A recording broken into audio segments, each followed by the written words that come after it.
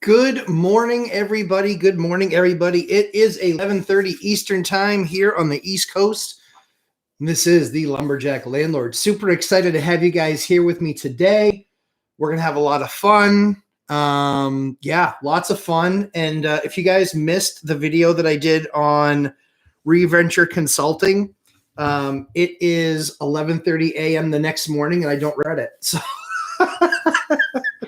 what a jackass. Anyway, we're going to have some fun. As you guys know, my name is Matt. I am the Lumberjack Landlord. Do a lot of work with DN Financial Talk and with Mike Zuber from One Rental at a Time. All the things that I say here are in no reflection on them whatsoever. We're going to get a little bit rowdy today. I won't lie. We're probably going to get a little bit rowdy. Some objectionable things will be said. I just can't take some of the stupidity that I'm seeing from some of these other fear channels. And that's what I'm going to call them. I'm going to call them fear channels because they're just such crap. But anyway, wanted to just what we'll cover today. We're going to cover a bunch of stuff today, but we're going to cover mortgages. We're going to cover a lot of different facets of mortgages. So guys, please feel free. A bunch of mortgage questions. Obviously, I'm not a mortgage broker, but I have 35 of them. So I'm a little bit qualified to talk about mortgages. And I'm constantly shopping for mortgages. So it's not like you're getting data from 6 months ago. You're getting data from the last 3 days, 2 days. Not because it's yesterday, because yesterday was Saturday and my mortgage broker doesn't call me. But yeah, actually that's not true. She kind of does because she's fantastic. Tina, thank you. As always, you're awesome. You are the wind beneath my wings and the large reason why I can have the portfolio of the size that I do. So yes. So as you guys know, we always talk about your network being your net worth. I have a fantastic network of fantastic people. And that really is what's helped me grow the business. So as always, guys, Sundays are for you. Sundays are for me to answer your questions, talk about some things that I think are going on in the market, some of the things that I'm seeing, some of the stuff that we're experiencing, all of that good stuff. So with that being said, we'll jump into some of the good mornings and such. And and then we'll just start jumping into topics as you guys post. But like I said, there's a lot of things that we can certainly handle today. I actually just did a new acquisition. I got to get their address to Mike to get I think it's my 10th card. I think it's my 10th card. I have to look. 9th or 10th. So yeah, just absolutely killing it, crushing it, doing amazing things in this real estate market. As you guys know, rules of the road, you will see me look down on my phone. I look at my phone because I have contractors working for me on Sundays because it's a lot of guys that are trying to provide for their families with side hustles, and we love and we reward that. We love those guys. They're part of our network. They're part of our crew. So we love to do that. I know that Emma, a friend of the channel, is feeling under the weather. I certainly hope she feels better. I know she's super, super, super sick. So I hope she's actually feeling better. As I said, she's a friend of the channel. She has done some rentals for us. Like I said, I hope you feel better. So that being said, let's jump into some of the things that we guys have posted. Nathaniel Martin, it's Sunday. It is Sunday. It's Lumberjack Sunday. So super excited to have you with me, Nathaniel, excuse me. Theta Hedge Capital. What's up, peeps? Yep. Theta Hedge. Good. Always good having you. Dion Talk, Financial Freedom. I love it. My dude. Great to have you here. Meowdy. Yep. 10 times. 10 times. Love it. Nathan Mirth, morning. Good morning, Nathan. Nathan, reventure got your blood boiling, Lumberjack. Yeah, sure did. I hate liars. I hate liars, and I hate people that present facts that are there to present their narrative. If you guys have not watched the video already, I did a reaction video to reventure consulting. This is a guy who's completely out of his depth when it comes to understanding the real estate market nationally, certainly understanding it in pockets. He just doesn't know what he's talking about. Long story short is he's completely out of his depth. He's not a real estate investor. He doesn't understand the tenets of real estate investing. So, long story short is, I don't know, there's literally people on there that are watching him from a real estate investing perspective. Horrible, horrible, horrible idea. Horrible idea. Horrible idea. I don't know if he's any good at stocks. Couldn't tell you. I'm not a stock guy. So I have no idea if he's any good at stocks. But I can tell you, as a real estate investor, he's hot garbage. And certainly from an advice perspective, he just is completely out of his depth, doesn't understand what to watch. He might be helping speculators, I guess, with some of the stuff that he posts, but real estate investors, nope.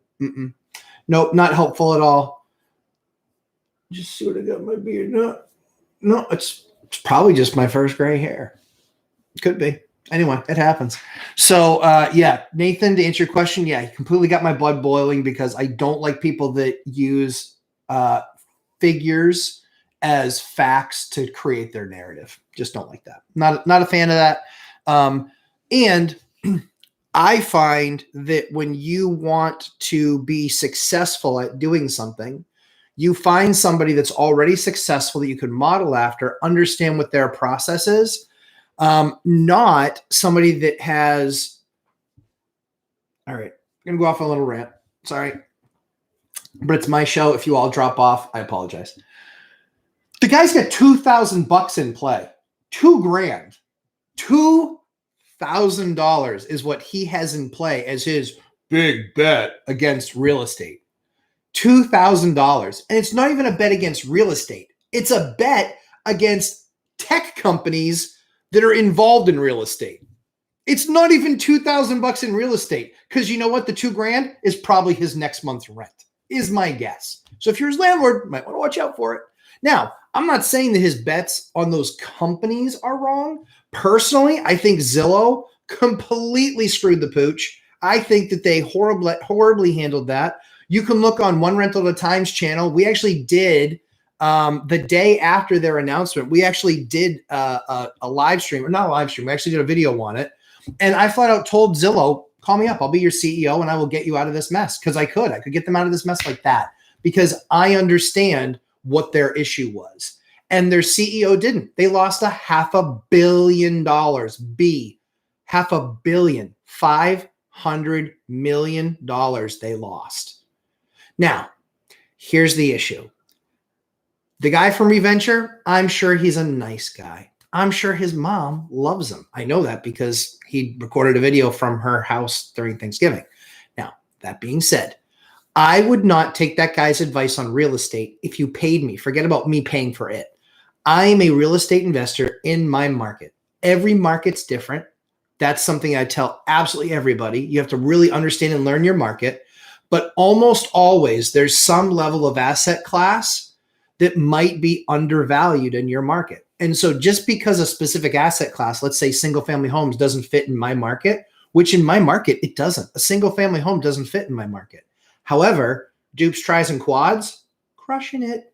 20 to 43% returns on my last 5 deals. 20 to 43% cash on cash, return on capital, yield returns on my last 5 deals. He's not making nearly that with his $2,000 bet. So anyway, we're here because we like to answer people's real estate questions. We're here to have some fun on Sundays, talk about real estate with like-minded people. Now, I have no problem answering and being a contrarian to somebody else's view. But if you're going to bring your view, what's your view based on? Experience doing the same thing or outside looking in thinking that you know what the job is? That's my biggest problem with Reventure. So if you are a landlord and own 20 units and we're giving that feedback, I would love listening to him because I'd love to see his perspective. But you know what the funny thing is? It likely still wouldn't impact anything because it'd be his market. And real estate is hyper local. It's about what's going on in that local community. That's what it's about. So anywho, and if we want to keep track of, scoreboard, here's the scoreboard. I picked the cities that I do business in. I picked them 14 years ago, 4 years in a row, fastest growing city in my state.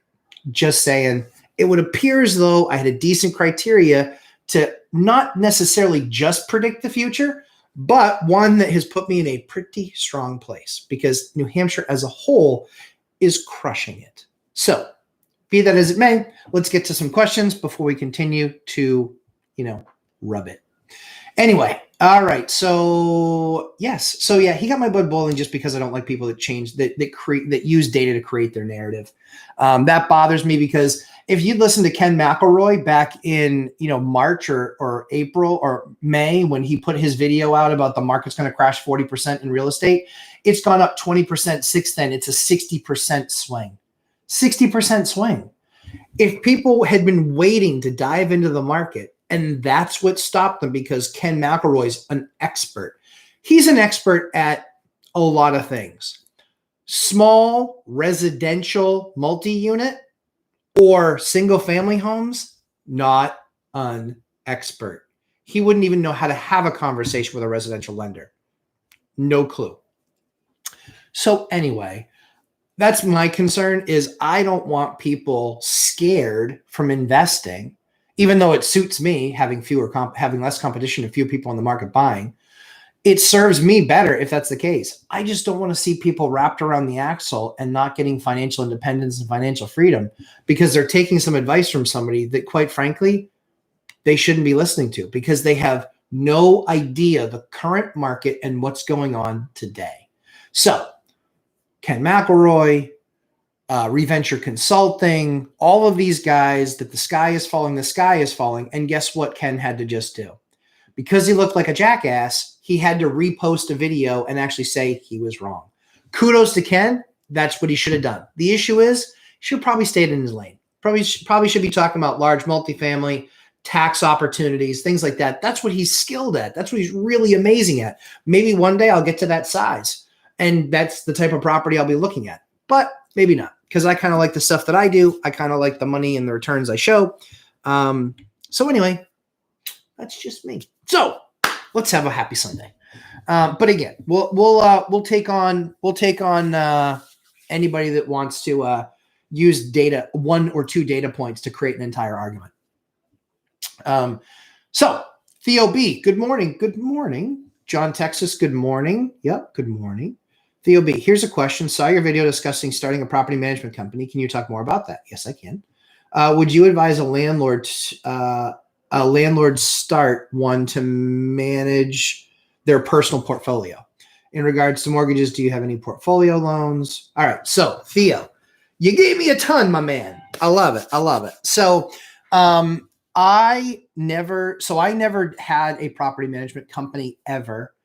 As far as managing my properties, never happened. The most that they ever got was a listing. That was it. And that was just based on what my job was, where I was at, what was going on in my life at that certain time. This last few months, for those of you guys who don't know, I have a 7-month-old daughter. Her name is Eliana. You'll see videos of her on the channel. She was diagnosed with an extremely rare and aggressive cancer.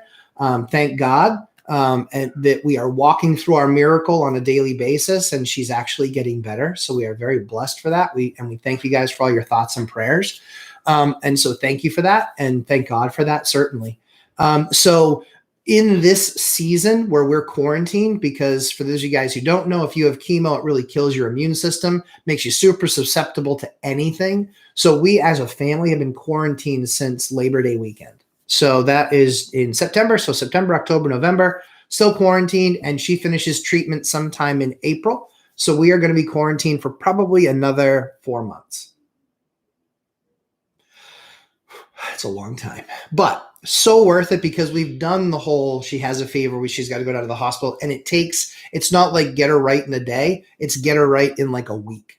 So that separates our family for a week. It's really, really super tough. And so for obvious reasons, we don't want to put our family through that. We have other young kids too. Samuel, who you guys have seen and met, and Bryn, who you guys have seen and met. He turned 4 Friday, and Bryn, who is 2.5. So we have 3 under 5.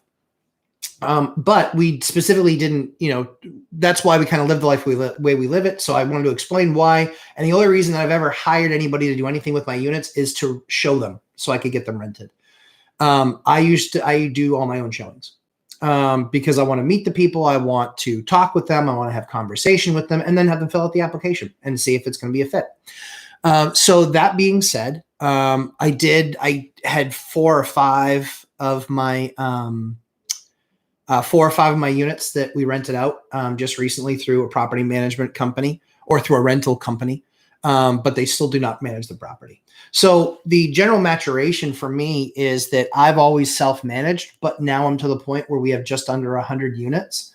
I think with the closing on Friday, I think that or Thursday, was it Thursday? No, Friday. The closing that we did on Friday, I think that count is either 93 or 95. I can't remember, but it's 93 or 95 units with over 30 buildings. So I don't have a lot of density. I have a lot of small multifamily. I do have some commercial, but mostly small multifamily because I have only one single family house that I own. Two single family houses that I own. So to answer the question about opening up a property management firm, the reason that I'm doing it now is because now we're getting to the size and to the point where the income draft off of that and the income snowball off of that is absolutely huge. It's absolutely huge. The numbers are crazy, crazy big at this point. So what I'm looking at is how do I then better expand my business? Well, the better way for me to expand my business is to be hunting for deals, creating deals, closing deals. So what I'm looking at is I already have all these different contractors that I work with. And the key is just having processes in place that I've used myself, but now documenting that so I can create a company around it so I can build it. So there's a lot of these, big, large corporations that will create these divisions that they then spin off and they become their biggest customer. So that's kind of the idea here. And so to answer your question, Theo, on the property management thing, that's kind of where it comes from, is the fact that I already self-manage. I already have all these contractors. I already know a ton of different contractors, electricians, plumbers, carpenters, carpet guys, whatever. We use a ton of them. We have two or three of each trade that we use consistently. And yes, of course, we have our favorites. So I think it's just a matter of kind of doing more with it. I believe that in working with a lot of these companies and in talking with a lot of them, so I belong to landlord groups and things like that, and I can't find really anybody that's super satisfied with their property manager. And I think because a lot of those people weren't necessarily big property people before. And so I think my combination, my rare experience of owning a ton of property and probably being our biggest client day one, but not eventually, I think is something that can lend itself very well. So you guys will hear more about that, what we're doing. But a lot of work can be done through technology. We embrace technology. We use technology a lot, even in our existing enterprise. And the reason that we do that is because it makes managing things just a whole lot easier. So yeah, that's kind of the deal. So that's more on that. Would I advise a landlord start one to manage their personal portfolio? I wouldn't. I would just manage your own thing in the beginning, and that way you really learn and understand how you like to do business. Understand working with the town, the city, which wherever you're doing your business in, because I've got 20 years experience now. In these cities, I've got 15, 12, and 6 years of experience in working in those cities. So I have relationships with these folks. And so when there's a problem, they're not instantly calling me up going, you need to get this done. This is a problem. They're like, hey, can you tell us what's going on over there? Like, they're actually good because we have a relationship. So they say, what's going on there? We just had a nightmare of a tenant that it took us 15 months to get out because of the eviction moratorium. Literally the day the moratorium was lifted, I actually filed all the paperwork. It took us about 60 days or so after court and everything else to finally get what we call in our state is the sheriff lockout. So I got the sheriff lockout. They're gone. Bon voyage. This is not the last time you'll be hearing from me. So get ready. But we finally got through that. Now, having gone through that process before, these are things where we have attorneys, we have relationships with the court. They don't show us favoritism, but they understand that we're good landlords. They understand that we're coming from a place of trying to do our best. And so long as they see progress and see things coming to that point and see that we're handling it honorably and handling it the way that it should be handled, that's my biggest concern is, them recognizing that we do it the right way, even when it's something that's more expensive to us to do it the right way. So I think the interesting thing is for us is that we want other local landlords to be able to draft off that. And that means that they're not calling the inspector out of the blue. We're calling the inspector on their behalf and saying, and that's if we're managing the project. This isn't a buddy call. This is us if we're managing a project or doing something with that client. So I believe that we can add a lot of value like that, Theo.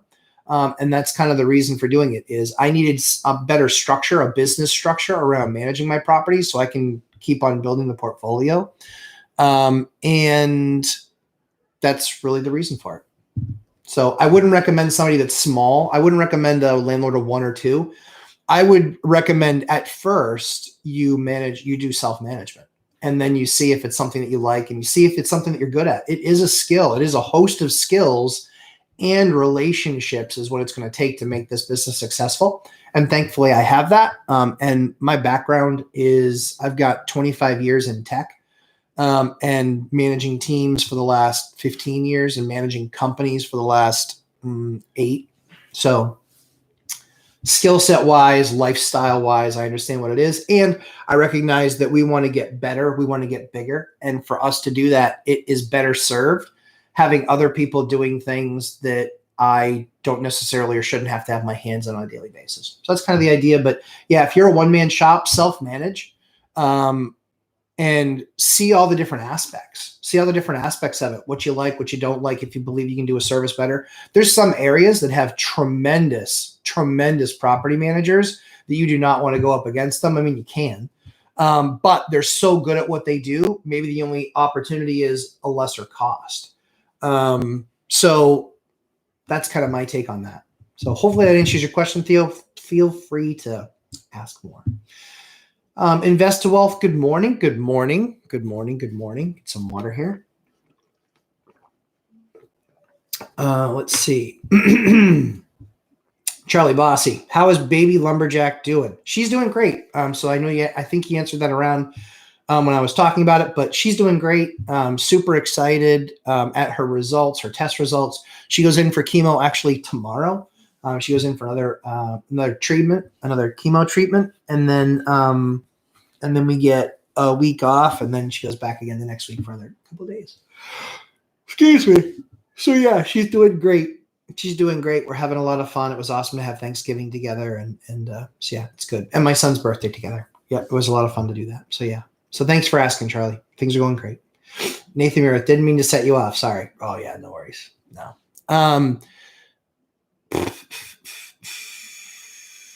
Yeah. That whole reventure consulting thing bothers me. It doesn't set me off at all. It more is like you only have to scratch really close to the surface, and you're gonna get that out of me on that sort of stuff. Just because, I spend my time trying to help people get them on the ladder, help them see the opportunities that wealth can create. If you think that there's a better way to create wealth, that's fine. I'm doing this for free. So cool. Find your best way. Clearly, the market makes plenty of people rich. Clearly. But I like the deliberateness, if that's not even really a word, but I like how deliberate real estate is. I like how long-term it is. I like how slow moving it is, largely speaking. My properties will never go up at 40% in a day, and they'll never crash, and they'll never get delisted in a day. And those are all things that you can say about the stock market. And if you want to talk about a leverage play, 3.5% down gets you a house where the bank picks up 96.5%. If you're trading on margin, it's 50%, I think. I talked to buddies of mine that are in real estate, but they also do stocks. Stocks just isn't my thing. Probably won't ever be. Just because I like the way real estate moves and works and fits me, my personality. Theta Hedge Capital, when the music is playing, you have to dance. No need to sit on the bench waiting for the crash. As long as the math works, you go for it. So Theta Hedge, that's a great point. That's what we talk about all the time. Dion always says it. It's a great time to buy a great deal. for me, I look at the deals. So you know what, Theta Hedge, that's a perfect point. Actually, give me just 1 second here. Let's look on the good old phone, because here's what I will tell you. Let's see.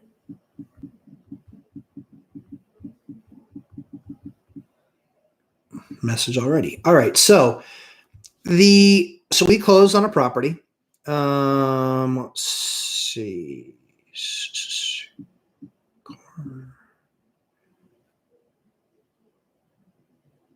So we closed on a property, and here are the numbers. So here are the numbers. What the heck? There we go.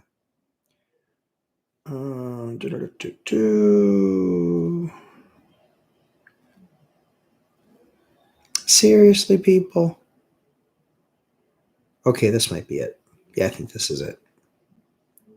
I'm looking for the Alta.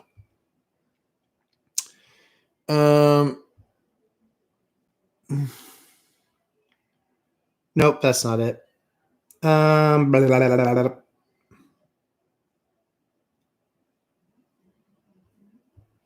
Let's see.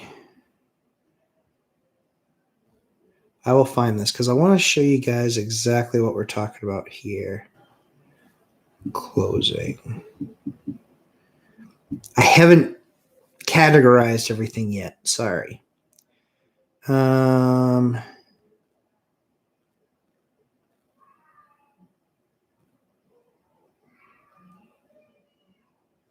Oops, that's my insurance policy. That's not going to help you.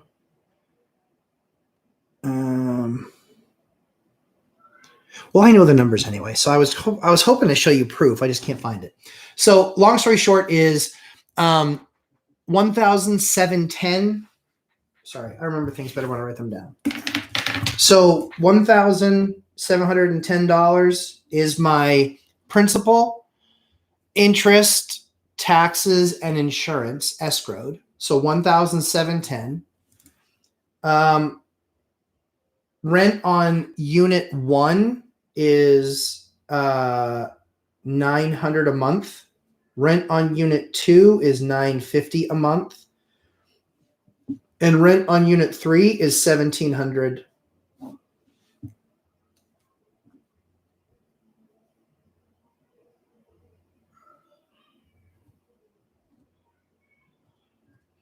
$3,550.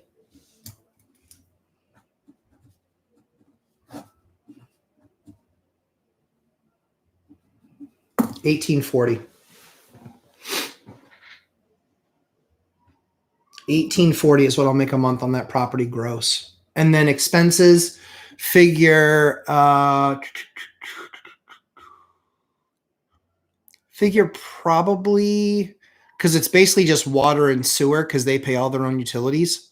So it's basically just water and sewer, and I figure about 35, 40, so call it $40 a month for water and sewer, and then plowing over the winters, over the summer, and then landscaping. So I mean, figure $200 a month is going to be a crazy high number, but figure 200 a month. So I'm making 1,840 minus the 200, so 1,640. And then let's just see here, 1,640. Let's see. Hold on 1 second. Here we go.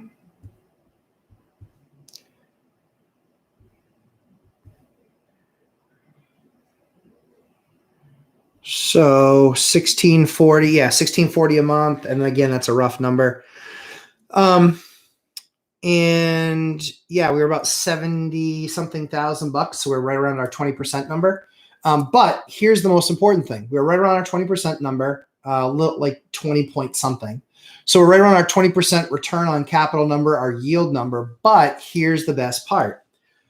Again, not worried about appreciation, but this $900 unit rate here, the market for that rent. And I own a building 1 street over. I own a building 3 streets over. I own a building 6 blocks away. So I have a density in this area. I know exactly what rents are and what rent qualities are, what product qualities are. So let's just go down this road. That 900 is actually more like 13. That 950, that's more like 18. And that 17 is not too far off. That 17 is more like 22. So percentage wise. This pen, I was going to say, pen can't have I think. 0, 0, 13. Oh, it's bigger than I thought. $5,300.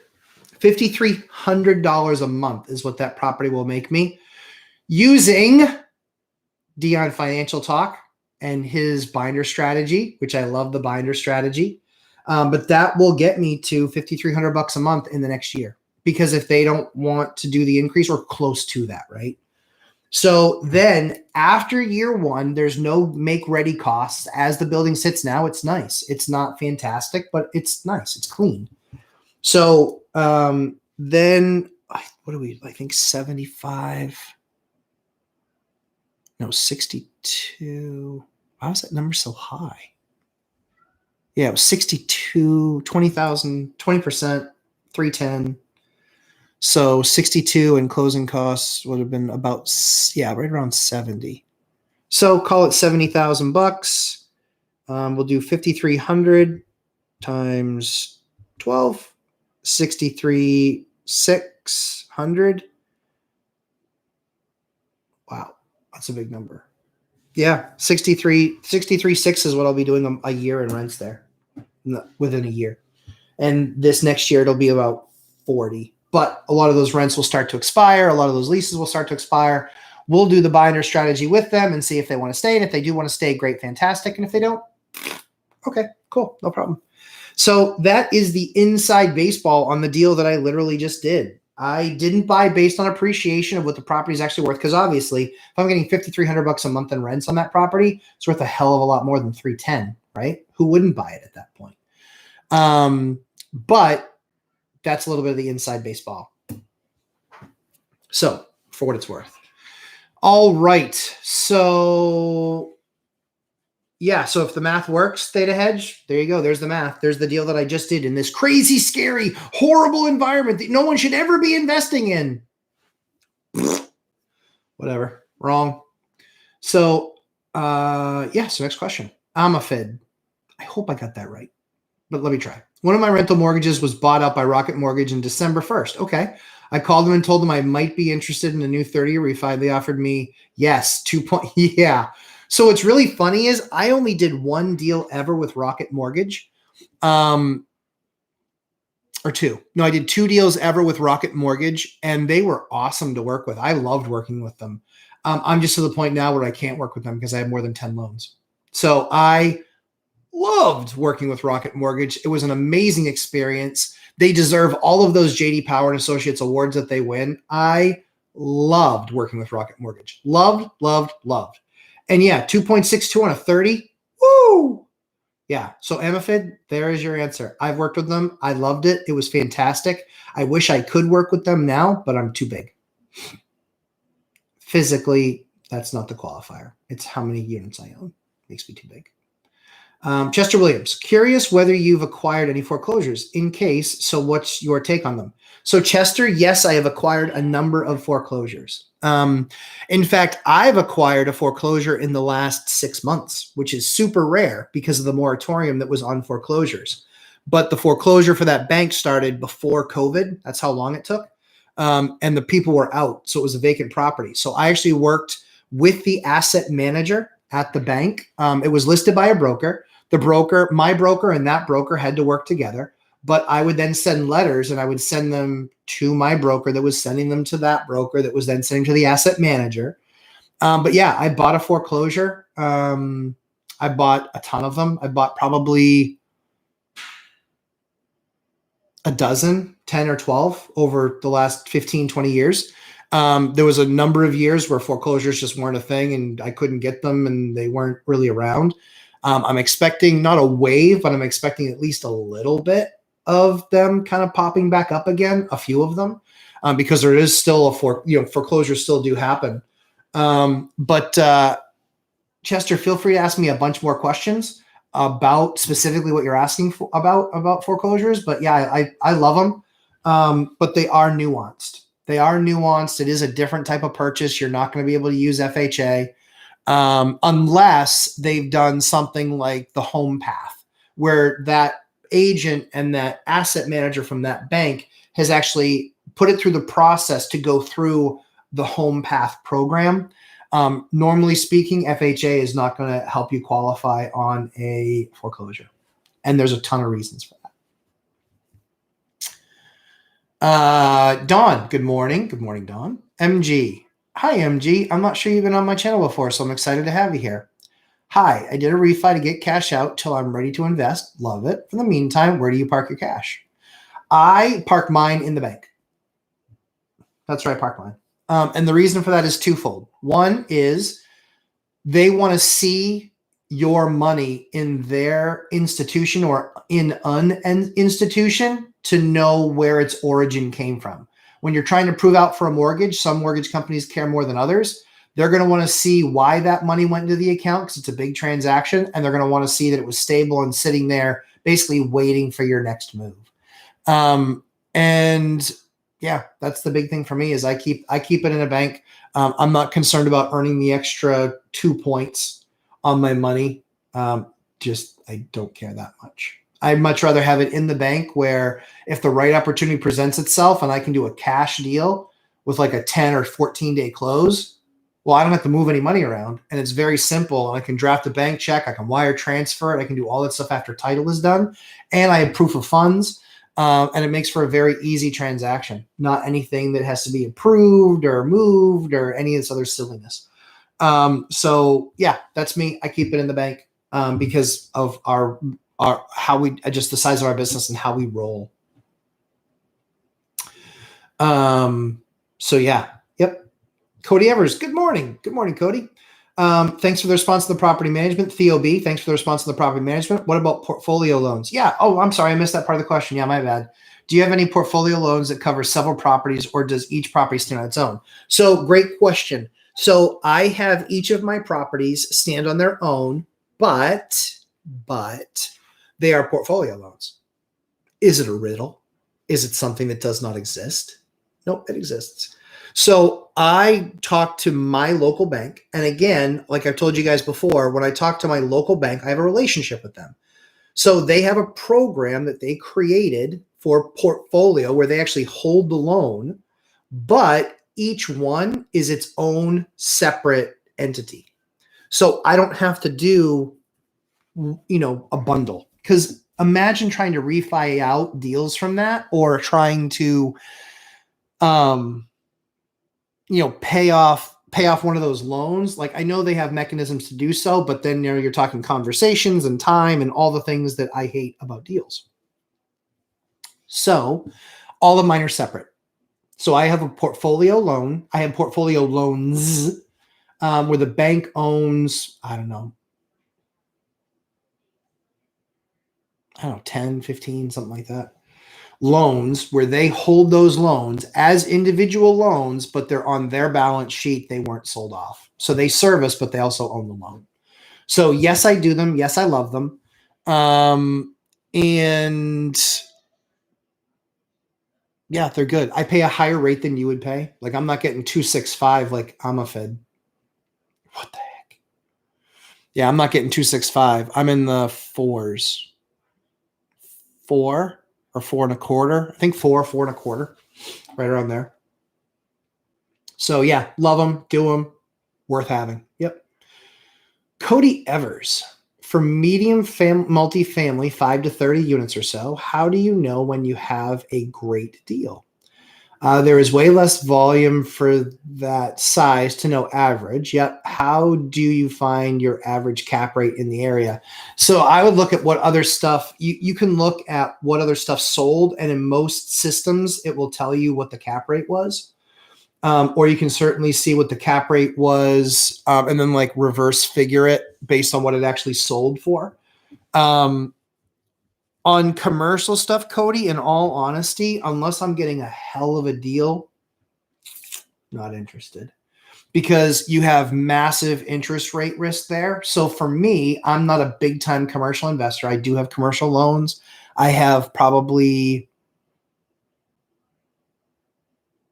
15 commercial loans that we're actually getting rid of all the stuff that qualifies as small multifamily. We're refining that into other portfolio loans. And then we've got larger building stuff, which is true commercial, 5 units and up. So I've got a 6, a 9, an 8, and a 12. 6, 9, 8, and 12. I think that's right. 6, 9, 8, and 12.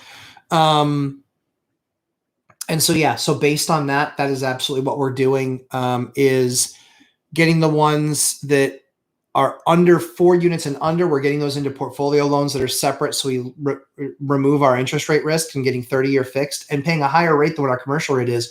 Right now, we're paying 3.75 on a commercial 5-year. And I think a 7-year is 4. But we'll pay the higher rate because we want to get that 30-year fixed money on the 4 units and less. On the 5 units and higher, like I said, 6, 8, 9, 12 unit stuff. We would look at like a Steve Dow, Velocity Mortgage. We look at like a non-QM lender. The only downside that we see to the non-QM side, the only downside, is that you have higher rates, but you're eliminating your future interest rate risk. So if you believe there's actually truly going to be heavy inflation, that's a better play. It's also more points to close. There's more fees involved. But again, that's all good. It's all cool. It's all good. So yeah. So comps. So that's also why a commercial appraisal is so expensive. My residential appraisal on the 3 unit that I just did was $1,100. On the commercial deal that I just did, in the last 60 days, that was a $4,800 appraisal. That's how much that appraisal was. Sorry, my hat's all wonky, guys. So that was a $4,800 appraisal. I think might have even been more, but it wasn't less than 48. So $4,800 appraisal, crazy big money. And that's the stuff that they're figuring out. They're having to look at other sales data.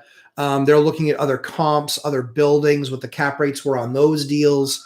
The other thing too is I would talk to a commercial real estate agent. I would talk to a couple of them. What are they seeing cap rate ranges in? And figure out what your cap rate is, and then talk to them about, if you are looking at a 5 unit or a 10 unit and saying, it's in a B class neighborhood, it's A class property in a B class neighborhood, high finishes, that's such, in a B class neighborhood, and here's what the cap rate is. For me, I spend less time figuring out cap rate. I don't care about cap rate. Largely speaking, I don't care about cap rate. I know that's how commercial people talk. I don't care about cap rate. I look purely at what my cash flow is from that property. That's it. I care about my cash flow.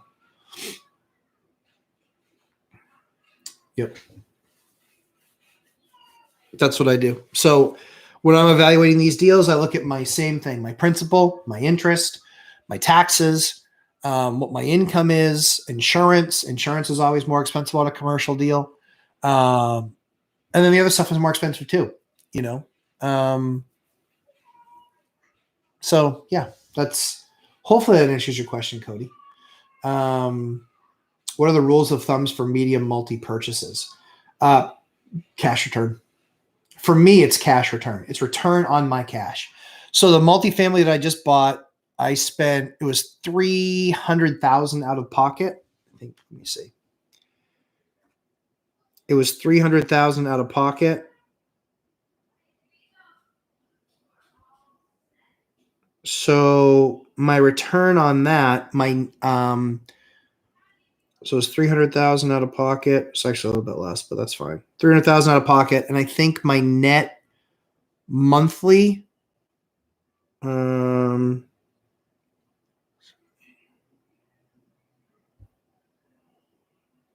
Whoops, that's wrong. Sorry. So my monthly net after expenses and all that other stuff is about 84,000 a year.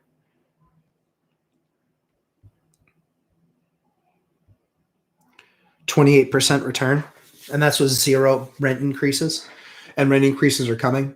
In fact, we've already done 3 of them. We've notified. We're just still in the grace period that we give them. We give them 60 days. And so with those, it's going to go up another. It's a lot. It's actually another 15,000 in cash flow. So it's 28 right now.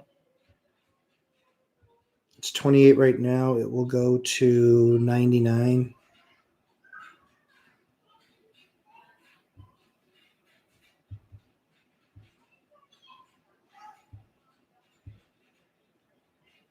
Yeah, 33%. So it'll go 28 to 33. And that's on immediate cash flows. That will change a little bit in the next, that will change even more because that's actually just 3 units. That's 3 out of the 12 units. So a lot more uppities, a lot more rental increases coming. And there's going to be some revenue. There's going to be some, not revenue increases, but expense decreases.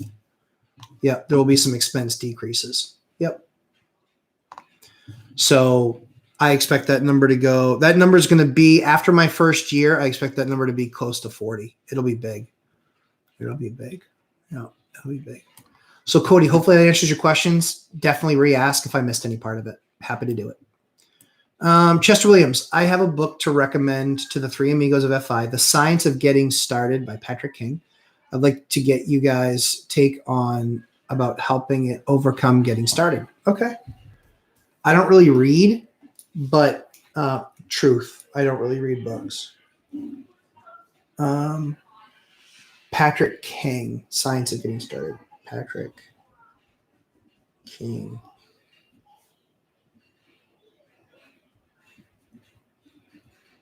Okay. But I do listen to books. I don't read them, but I do listen to them. And usually it's because I can multitask. So I like doing my paperwork and I like listening to something or having a game on in the background. Sports game, as Dion likes to call it, sports ball. Emma K, good afternoon. Pushing off one of my naps to watch this. Thank you, Emma. She's feeling at least a little bit better to be able to watch the live stream. John Doe, hey Matt, have you had issues with your shaker style cabinet faces at sinks with water getting in the cracks and splitting? No, I have not. Mm-mm. Nope. Not with the brand that I used. Mm-mm. Have you, John? I'd love to know. And what brand you use.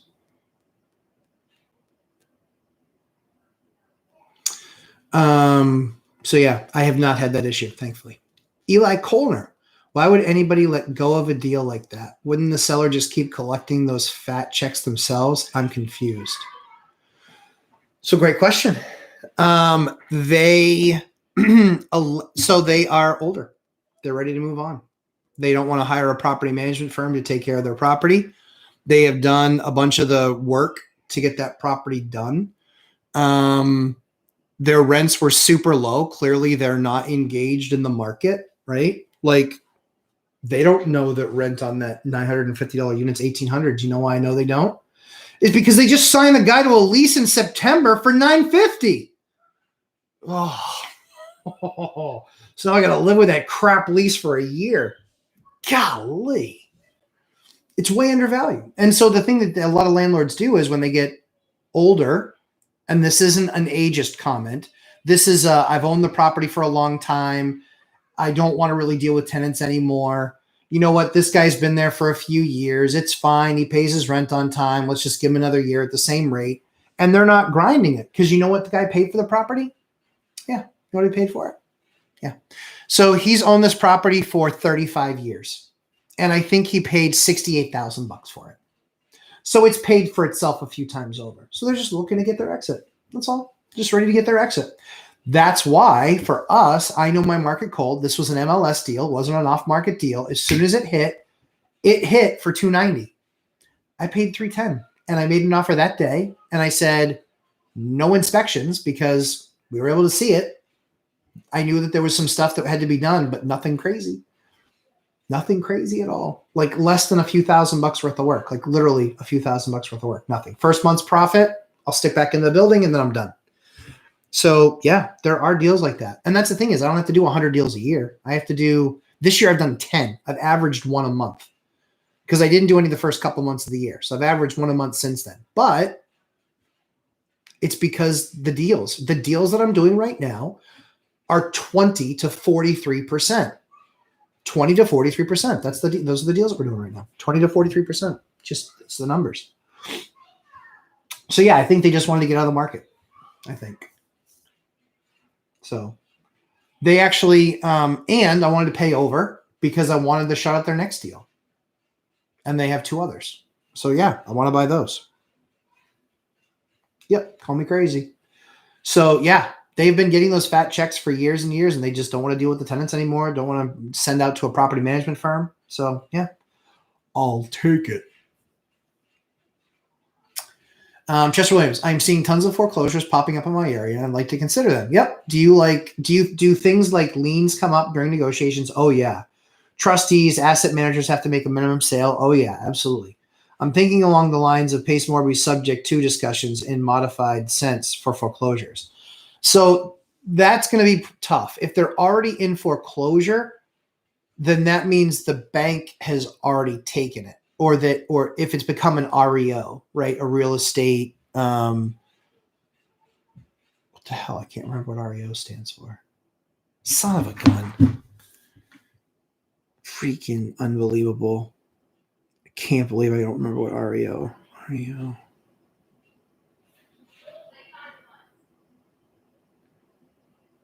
Real estate owned. Golly, I'm an idiot.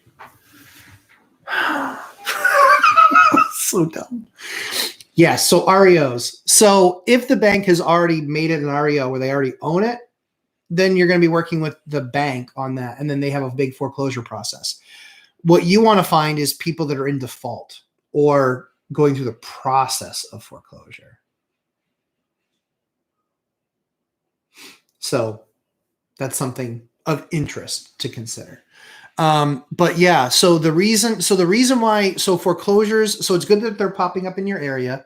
The things to recognize on them is usually if the people couldn't pay the foreclosure or if they couldn't pay their mortgage, they certainly weren't spending money to repair the property. So you're usually going to need a higher get ready cost because they also might be pissed at the bank. Things like, the bank usually won't let you do a full-on inspection. Like they're not going to turn on heat for you. They winterize it to reduce their risk to nothing. I can tell you a lot of the foreclosures that I dealt with back in 10, 11, 12, a lot of those had frozen burst pipes. Just a ton of them did. So when we de-winterized it, we would turn it on. We'd find 6, 8 popped lines. I just did one that we had to replace every piece of baseboard heating because every single one had a split in it. Like just complete lack of management maintenance. So I just saw Matthew Paris's comment. Reventure knows what REO means. He's a real professional. Yes. Professional what is the question? Professional. Anyway. Sub 2, love it. I would be doing more. The issue that you're going to have is liens. The issue is also cleaning that deal up to get it ready. And I don't know, but I think that if people are losing it, then they're the ones that have to get it right. So you might be on the hook for actually putting the money in to get it right. And it's something I don't know about. So Pace Morby, that dude is rock star, right? That dude's killer. as far as sub 2 deals. I just don't know about sub 2 when someone's in default or potentially going into foreclosure. I've done some short sales, but that's a very long process because the people have to agree because they're going to basically take the hit for the difference in the short sale of what their mortgage is. They're actually going to owe taxes on that as income. That's the way it used to be. I don't know if that's the way the rules still work. And so short sales are a very long process, especially in this market, because the bank is just say, screw it, we'll just take it back and we'll throw it right back on the market. Or they'll keep the people in there and they'll give them like a 1.99% mortgage. That's what happened last time is they gave them just these crazy mortgage deals. And so people absolutely crushed it in that regard. So yeah, love the idea. Love your innovation. Let me know how it turns out. Like I said, I've not done a sub 2 deal. I've done a lot of foreclosure purchases, but I bought them from banks, and I bought a lot of, and I've bought short sales. So I've done both of those. The one that I just did was an actual full boat real deal foreclosure. Yeah, real deal foreclosure. And the bank had owned it. I bought it from the bank. We negotiated down. To give you an idea, though, we did have some power in price because of how long they had owned it. So they started the price of that building at $269.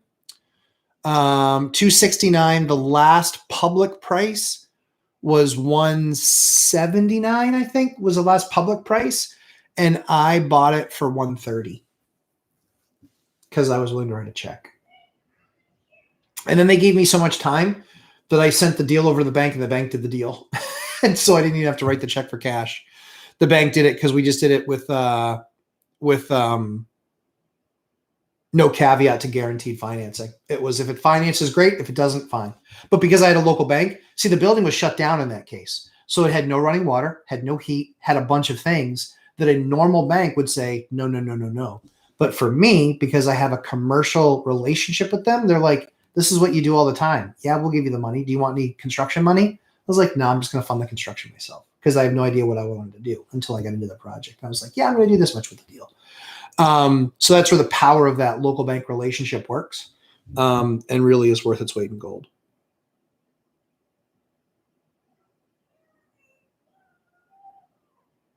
Cool.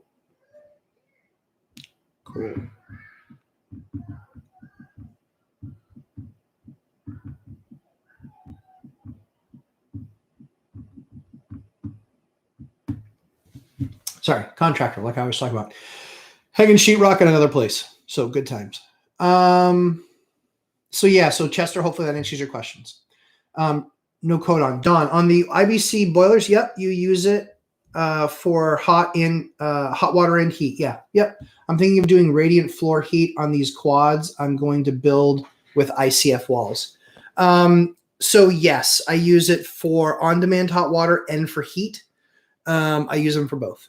I have not used it for radiant floor heat though, but I don't see how that's any different than regular forced hot water because it's still a water pipe coming off the boiler, but they might do it differently. So I don't know. So I have used it for heat. I use their combi boiler, COMBI combi boiler, their IBC combi boiler. That does heat and hot water, forced hot water systems, as well as your on-demand hot water, so you don't have to have a water tank. So yeah, love it. Love them. They've performed tremendously well. Jeremy Kirkwood. Whoop. I am pumped for the stream. Good. Good afternoon, Matt and all. Great to have you here, Jeremy.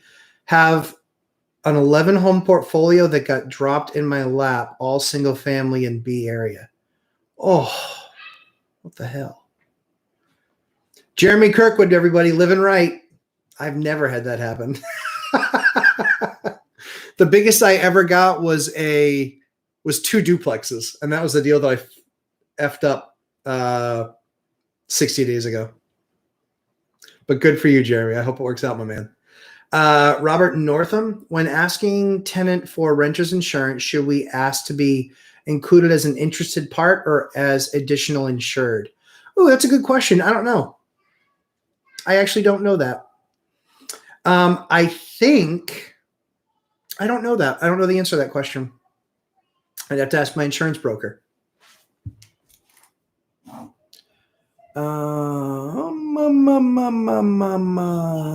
Interested party. Party or add insured. Yeah, I don't know. I'll ask insurance tomorrow because I actually have another call with him tomorrow. Because that's how we roll. So yeah, great question. And see, I don't know everything. Theo B, what are your thoughts on LLCs? I'm waiting on Dion's rant on why small landlords don't need LLCs. So yeah, I don't disagree with Dion. The concept of piercing the veil is a very real thing. So unless it's an LLC that you actually have partners in, if the attorney suing you knows anything, they're going to go right after piercing the veil. And then when they show that it's only you or you and your wife, you're probably in trouble anyway. So we're going down that path now, just in interest of full disclosure. We're going down that path now with a tax attorney just to understand better how we set up our business to better perform. We have all of our properties in trust is how we do it. That way, if anything ever happens to us, we have our kids and, our kids obviously. And so we have everything in a trust. So outside of that initial setup, which for us was buying properties, and we owned all of our properties, and we had to get them into the trust. I want to say the trust was a couple $1,000, and the cost per property was a couple hundred, I think, to get each property then put into the trust. Now we purchase in the trust. The only thing that we don't purchase in the trust is, or the only thing we don't purchase in the trust is flips. And I've done a couple just because they were single family homes. They didn't make any sense to rent, but I could make, the idea with a flip usually for me is what's my return on capital and what's my schedule. Right now, if I got a flip, I probably wouldn't do it. I probably would just buy it and then figure out what I would do with it depending on the price. So yeah, flips. I'm not really doing any flips right now. Buy and hold still, but I did a flip. I did a flip this year. I did one last year. Oh, excuse me. Yeah. So I've done a couple flips, but I don't usually put those in the trust. I can't remember why. For some reason. I think it was because it was going to be a transaction where we were just going to flip it. But so I don't remember what exactly the process was. But yeah. So LLCs, no, not for me right now. But if the tax attorney says otherwise, I'll listen to the tax attorney, see what they have to say, and pros and cons, because to all that type of classification, there's always pros and cons. Dion talk financial free, but when not working your W-2 and not self-managing and not hunting for deals, you have that order correct. What do you do for fun? Play with my kids. I play with my kids. I'm a very present dad. I'm there in the morning when they wake up. I'm there at night when they go to bed. And a lot of times I'm doing bedtime. And so, yeah, I have young kids, so I spend a lot of time with them. If they're all in bed, I spend time with my wife.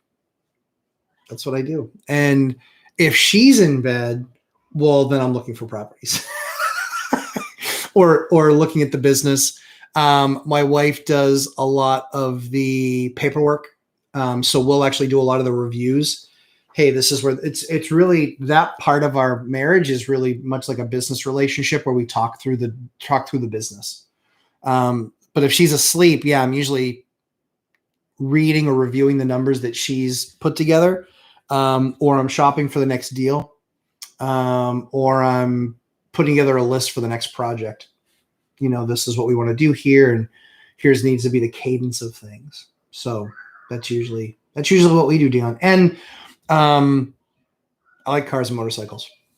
So I'm usually the car, if it's one of my side cars, or one of my fun cars, which I don't have any. Actually, I have kind of a fun car. Well, the only fun car I have left right now is a Hummer, but I'm going to get rid of that. But usually it's cars and then motorcycles. I like old classic motorcycles. And so I've restored a number of them and I ride those, but I don't have the time for that now that I have kids. So Yes. Frank Mejia. Hey, Frank. I'm not sure you've been on this channel before, so welcome, welcome, welcome. When does it make sense to add a bedroom to a rental property? Pretty much always. Pretty much always. It depends on how you're doing it, Frank. If you're talking about building a foundation to add a bedroom, then you really have to look more difficult at the numbers. If it's a on city water and sewer, and it's a matter of taking a 12 by 18 room and making it a 12 by 9 room, or two 12 by 9s, then that almost always makes sense, because you're going to get more money for that third bedroom than you will for anything else in the house. So give me more detail and I'll give you a better answer. John Doe, I use the Forever Mark shaker cabinets and the faces are splitting because the water gets in the cracks. Didn't know if you caulked yours. Thanks. So I don't. Nope, we don't caulk ours. Certainly you could do that. I don't know Forever Mark. I don't use Forever Mark though. We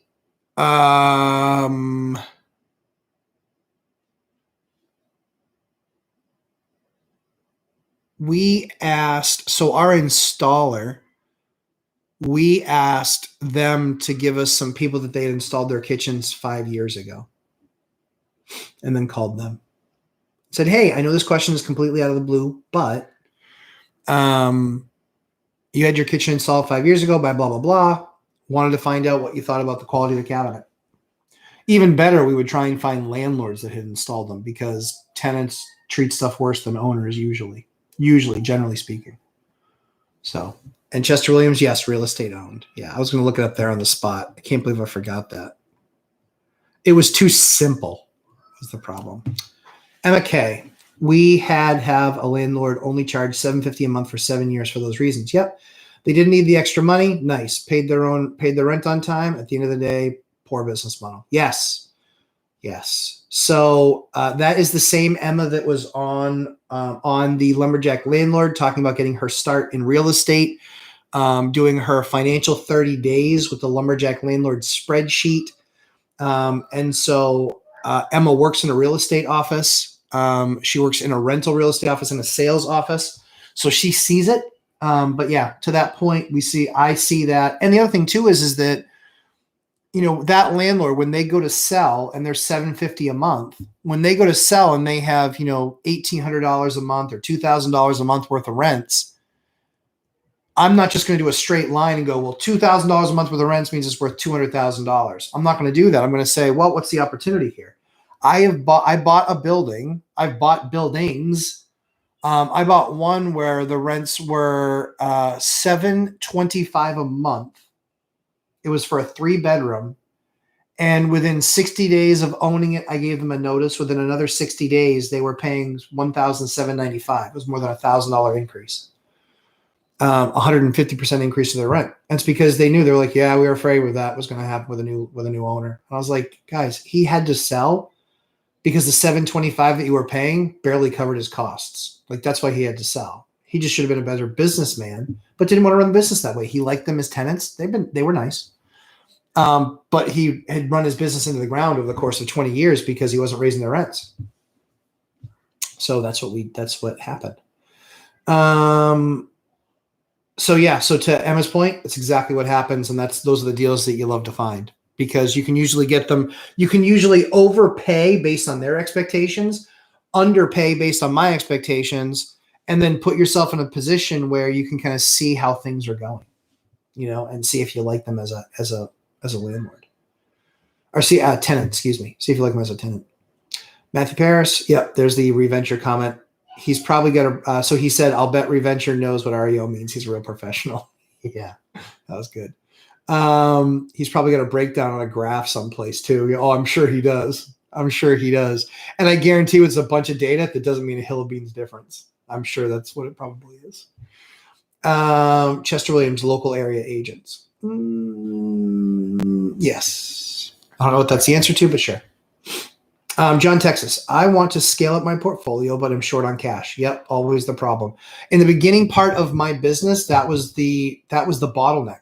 And if I think Dion too, I don't want to speak on Dion's behalf, but that largely is the bottleneck. Is I would work my butt off in my W-2 to save up the money plus my rent's coming in to get to my next down payment. That's what the whole purpose of that was. And so I did that for a while. But got to the point where I didn't have to do that. I had enough cash flow coming in. I would sell a property, refi a property, and then boom, I had enough cash to buy the next one. Now the income snowball is an avalanche. And so I kind of do the deals, largely speaking, I kind of do the deals I want for the most part. I don't do every deal I want, but I do all. Yep. So I'm considering taking on a partner who has cash to do more deals. Have you ever done that? No, I won't do that with a partner. Mm-mm. So Grant Cardone believes that he would much rather have a percentage of something than 100% of nothing. I totally get the idea, totally get the concept, just not for me.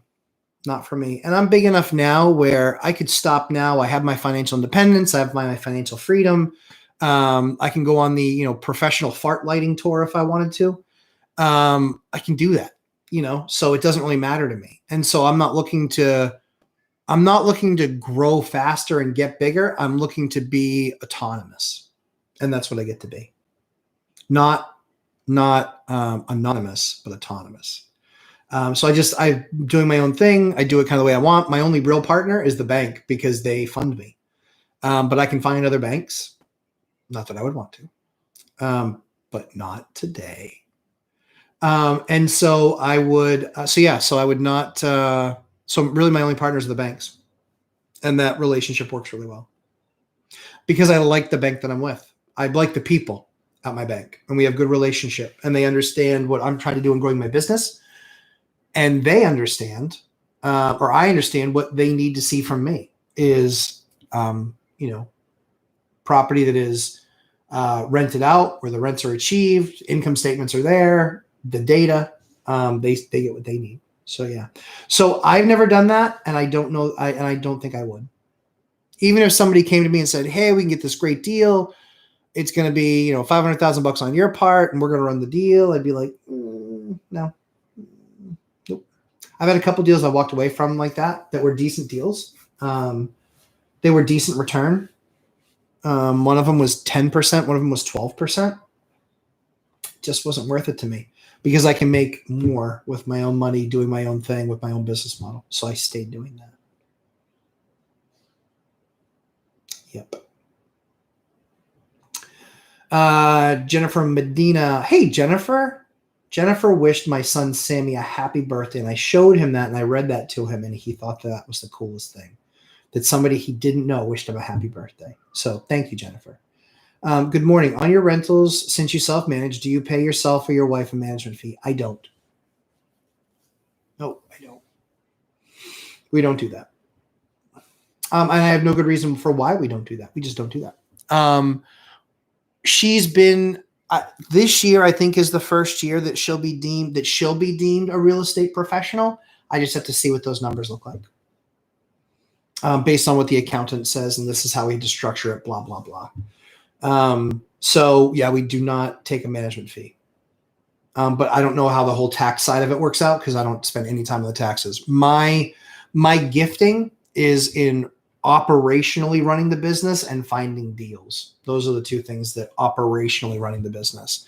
The tax backside of it, I have an accountants, they handle all of that stuff. So I just trust that they're basically giving me the right guidance. I always remind them at the beginning of every phone call, guys, I look horrible in horizontal stripes. So we're not going to be that aggressive. We're going to do the right thing, the easy stuff, and we're not going to take every deduction on the planet. We're going to take the ones that are very straightforward, very easily explained. Even if we can take one, but it's really difficult to explain it, or it's a ton of supporting documentation, we're probably not going to take it. Unless they tell me I have to. That's usually it. No code on at Robert Northam. My insurance agent told me to be additionally insured on the renter's insurance. Oh, cool. There's your answer. I love it. Thanks, Don. Appreciate that. Theo B. As a father, hearing the kids in the background is so refreshing. It shows you are a real person. Yeah, some YouTubers are so hard to relate to. Yeah. Like Reventure. Yes. Yeah, my kids are literally right in the other room. I love it. I love my kids. I waited late in life to have them. For those of you who don't know, I'm 44. I used to look a whole lot younger even 2 years ago. But yeah, so I'm 44 and all of my kids, I had my first child after 40. And that was with my first wife. How rare is that? But yeah, and my wife's 8 or 9 years older. She was on last week's channel, or last week's live stream, and she's actually going to be doing an interview with Zerber. We're going to be doing a show, couples, just talking about us as a couple together and how we do it, because you will laugh when you see how different we are. But so much fun. I love my wife to death, and life with her is great. She's an amazing wife. So yeah, I love it. So much fun. And yeah, my kids are a blast too. She's got them now. I remember the only time I think she was ever annoyed at the YouTube thing was when I did my 5.5 hour or 5+ hour one, when I walked in the room and she goes, "Are you kidding?" I'm like, "Yeah, sorry. I just was answering questions and it got away from me." And yeah, it was, she's like, "Yeah, can we not do that again?" And I was like, "I don't think I can do that again. I need to literally go sit on the couch and just bask for just a few minutes. I'm hurting." That was a long 5.5 hours. I was exhausted by the end of that. By that night, I think I went to bed at like 10 o'clock, which is not a me thing. But anyway, so yeah, Theo B, thanks. Congratulations on being a dad too. It's like the best thing ever. And yeah, my kids are always going to be in the background. We actually have a place in our basement where we're going to do a bigger studio, just because this is kind of off the living room and stuff. Yeah, and we're going to need this as a bedroom. We're going to need this as a bedroom eventually. So my office studio will get moved to the basement where nobody wants to sleep, except for probably a teenager, which is still not going to happen. So we'll see. Theta Hedge Capital. Any experience rezoning a property? Yep. Church for sale that could easily convert into 4 3-bedroom units. Thanks for all you do. Theta Hedge, you're very welcome. Yeah, I love that. Yeah, we've definitely done some rezoning. In some cases, it was notification. In other cases, it was literally having to be rezoned. And so I've done rezoning. I think I've only done one of those. Surveyed, I've done a number of those to then do my project, whatever the project was, which is in some cases subdivision or subdividing it. In some cases, it was for a building permit. I own a very unique, rare piece of property on a lake that has a 3-bedroom tax card. And 90% of the homes on that lake have a 2-bedroom tax card. And so they can't ever have more than 2 bedrooms because they're all septic. They're not water sewer. So I have a very rare 3-bedroom. And that makes it worth a whole lot more money. So, yep. And it's on a small lot, but it's on paper, it's a 3-bed. So yeah, that's the thing. So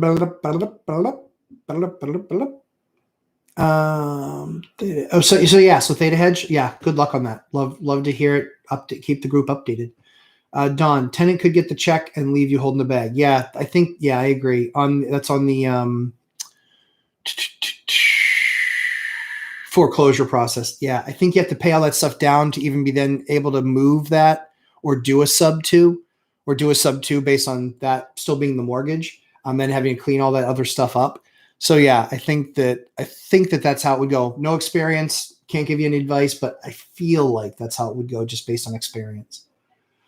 Frankie Mejia, and Frankie, if I'm saying your name wrong, you can correct me. House is built on a crawl space. Okay. Foundation is connected to sewer right now. Okay. It's a 2-bed, 1 bath. All right. Would have to add square footage to the home in order to do the bedroom. Okay. All right. Okay. Add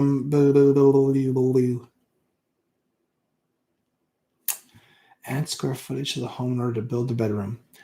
That's a big project. I've done it. It really depends. What's that addition going to cost you? How long is it going to take? How much inconvenience is it going to be to the existing people? A lot of things to consider there. A lot. Yeah, there's a lot to consider. I would just look at, is the neighborhood, is the neighborhood all 2-1s? But if it's adding square footage to get a 3-1, I mean, I'd consider it.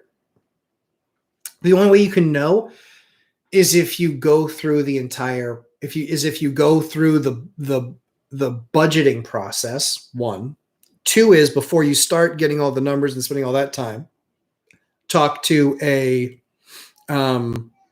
surveyor. Watch my video on ADU.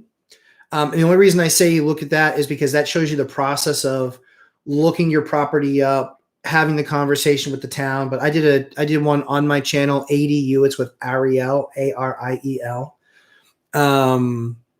who is spectacular in her own right. I got to reach back out to her. We just had a full plate in the recent 8 weeks, 10 weeks. But yeah, look at that piece. Talk to a surveyor first. Like a half-hour consultation call. Just bring all of your data around your lot. But usually they can look at right at the zoning.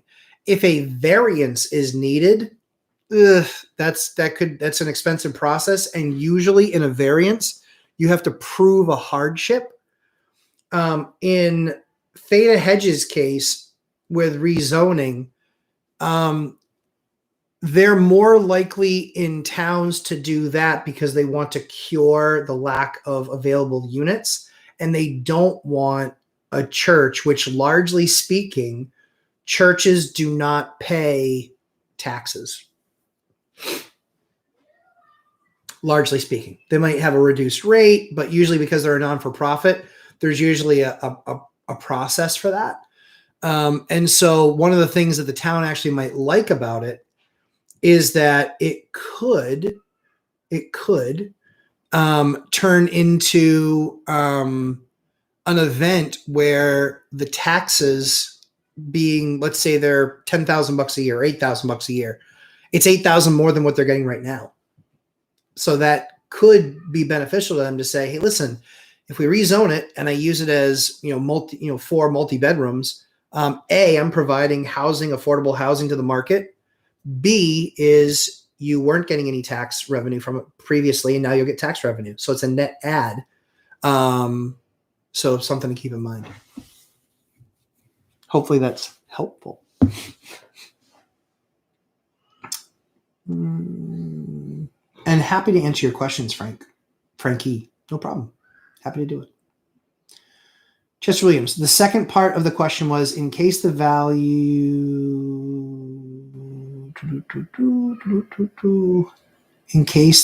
just moved up. Questions came in.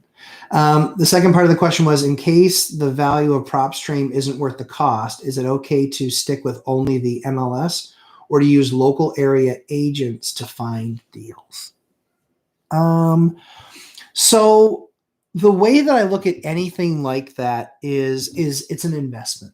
And so for me, I'm not having any issues growing my property or growing my portfolio, and I'm growing it at a pace that works for me. If I were dying and starving for the next deal, then maybe. But PropStream, the way that I look at those services is do it for 60 days. Like, you have nothing to lose. I don't know if they make you sign up for a year, but if I did it for 60 days and I just kind of got in the rhythm of things and kind of learned what I needed to learn and understand what I needed to understand, I don't know. Are you going to miss deals? Probably, because PropStream proves some value to people. So yeah, if you're looking to grow the business and you're not able to grow it fast enough through agents and through MLS, I would definitely look at that. because I think that that's an investment in your business. And let's face it, what is it, like $100? I think it's like $100 a month, right? Maybe. I don't remember. I think it's $100 a month. And so how little of an investment is that? I don't know. That's just me. So that's what I would do if I were in your shoes, trying to grow your business. And the more people that know what you're looking for, the more you're going to have people find it. So I have, so true story. I had a deal that I just did, the one that I just did on Friday, actually. What's most interesting about that deal is I did that deal with my agent, but with another agent that I have had zero success in doing a deal with. We were 0 for 3. We could not get a deal done. I'm particular. He's particular. My agent does a great job of trying to split the two. But we just could not get a deal done. And there were a couple of deals that I should have gotten. I should have won, that he basically talked the seller into a different buyer. Admittedly, on this one, that was part of overpaying. It was. I wanted to show him how good we were at doing deals. And so my agent then said to him, my broker said to him afterwards, he goes, this is what the experience is like working with Matt. He's easy. He's easy to work with. He's very fair. He's very reasonable. He's not trying to grind anybody. And so this is what those experiences are like. And the next thing the guy said, he goes, you know, it was a pretty easy transaction. So yeah, next thing that I get, we'll have a conversation. Ta-da. Ta freaking da. Love it. And that's what I wanted. I wanted just that conversation.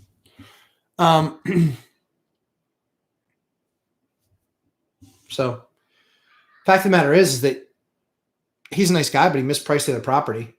So that one on the market for $289, I was the high at $310, got the deal done.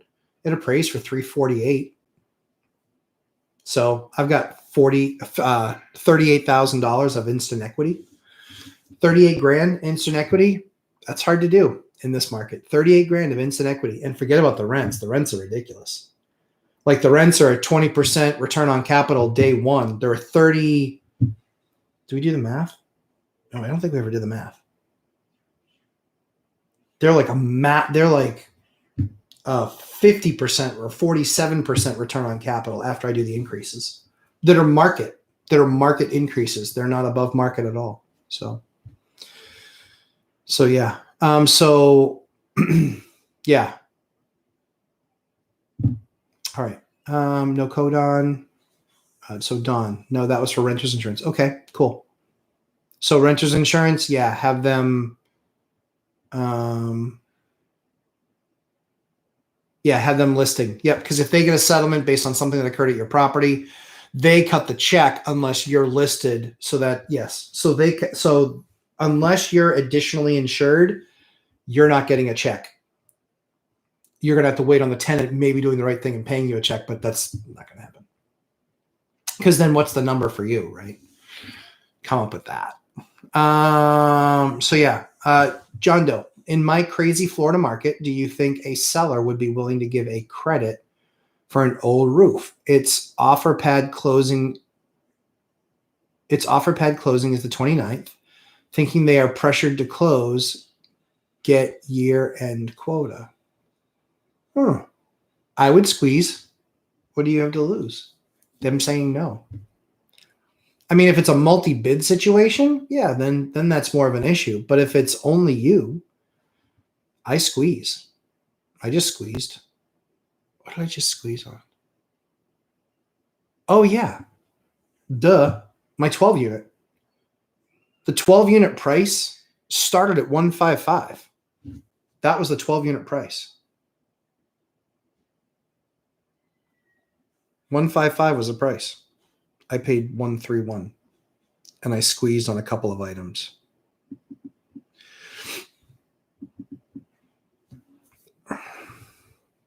So yeah, 155. I paid 131.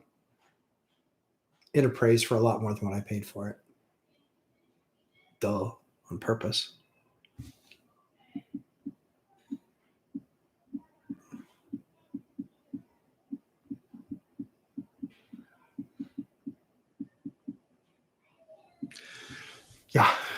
Yeah. Blah, blah, blah. Robert Northam, good point. Thanks. Yep, good. I love sharing data with each other. This is important. This is why this is here. Chester Williams. Yep, $99 a month for PropStream. Yeah, I'd just do it. I'd do it 30, 60, 90 days, play with it, see what you think. I mean, quite frankly, if you don't have $300 to invest in something like that, you probably don't have enough money for your next deal. So I would do it. And if you want to make yourself feel better on the next deal, just take whatever number you're going to do and do it $300 less. Pay for itself.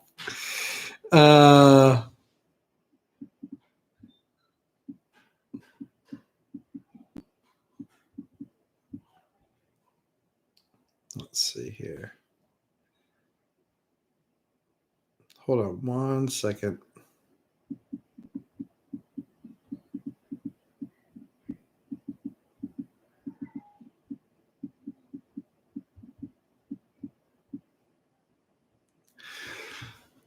So yeah, $99, I would do that. Jeremy Kirkwood, PropStream is clutch. Cool. Changed my business completely. Yeah, I can imagine that. And networking. Yeah, networking is by far, network is your net worth. Network is your net worth. It's critical. Network is your net worth. It's critical. I think I was talking to Mike, and so we had talked about where the last 5 deals had come from. So my last 5 deals, this last one was MLS. The one before that was wholesale. The one before that was a pocket listing.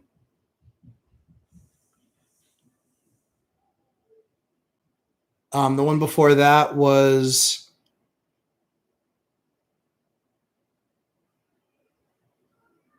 MLS. And the one before that was what was the one before that?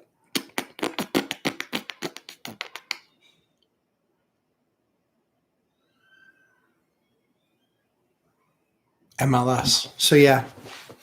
So 3 out of 5 were MLS for me. And then the next one I close is actually going to drop one of the MLSs off, and it's going to be, that one's going to be a wholesale. So, 5 years ago, 3 years ago, I wasn't doing anything with wholesalers. I did some off-market stuff, but pretty much everything I did was MLS or pocket listing. And so I've done more pocket listing stuff. I've done, this will be my 3rd wholesale deal. And then an MLS, just keep on adding to that total. Yeah. And no sub 2s yet. No sub 2s yet. Not today. Jennifer Medina. When hiring contractors and handymen, yep.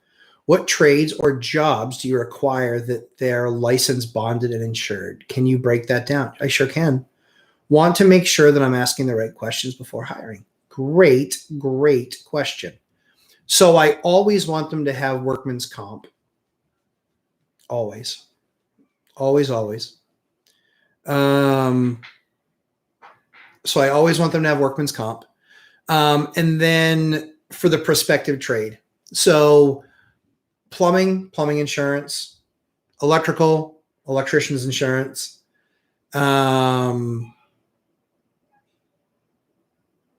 roofing, because guys fall off roofs, workman's comp and roofing insurance. Painters, usually just workman's comp. I'm trying to think of what else. Gas license. Yep. Have to have a gas license. I think that's it. Let me know if I missed anything, Jennifer.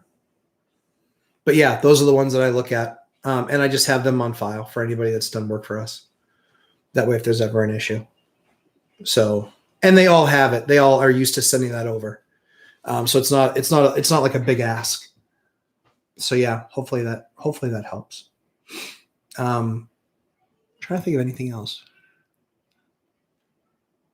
Landscaping, just workman's comp. Yep. So landscaping, plowing. Yeah.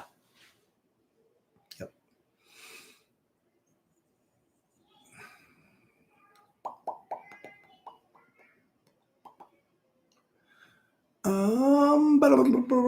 Know thyself first at Jeremy. How do I learn how to use prop stream? Struggling to do anything more than property review right now. They have weekly trainings. That stuff's available. So that should help. Know thyself first. Philip Polsky. Philip, great to meet you. You've never been here before. Excited to have you. Hi, Lumberjack. You're welcome. Thanks for taking the time out of you to do this. Happy to. When you're talking about 20% plus rock, yep. How do you figure that it is it annual rents less pity? Yes. Yep. It is. Yep. That's exactly how I figure it. Like gross margin calculation. So it's annual rents minus the pity. Yep. So it's essentially net rents. Now the challenge is that you have to, when you're figuring out a deal, you have to generalize because you don't know. Like for example, you can take past, like you can take the last year of electrical if the landlord pay for it, or the last year of whatever. You can kind of put all that stuff in there. So yeah, it's principal, interest, taxes, and insurance. For me, I actually include water and sewer in that number because that's something I know I'm going to have to pay. And then I put in like a maintenance number. But my maintenance is really inexpensive because I don't hire companies. I hire an individual to do that. So yeah, so it knocks down my costs. So that's how I figure it.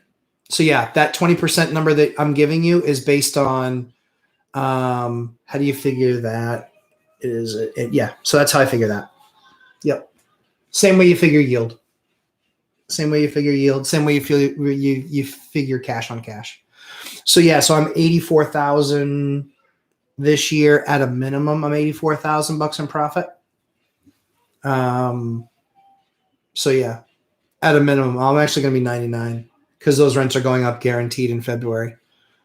And then I actually have more rents that are going to go up. So, yep. Yeah, I expect that deal when it's all said and done. Within the first 18 months of that deal, I'll be in the 40s return on capital. I'll probably pay myself back in 2.5 years on that building, maybe 3, my down payment. And then I'll actually, because it's a commercial loan with variable debt, that I'm still in that very first 5, 4, 3, 2, 1, which is that 5-year penalty. I'm actually going to pay more on that mortgage to reduce that financial responsibility and pay off. So I'm actually going to do that.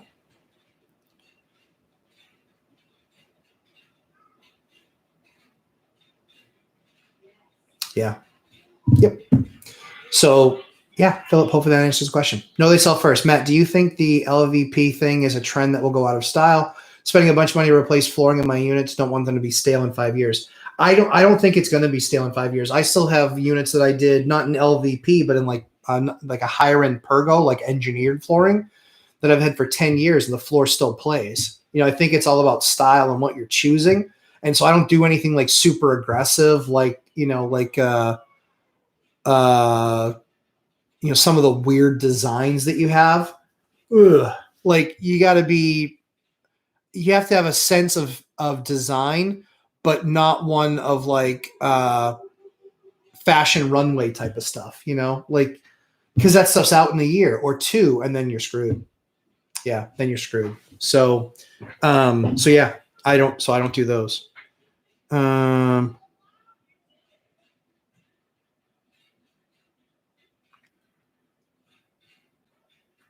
Hold on one second. Contractor in need.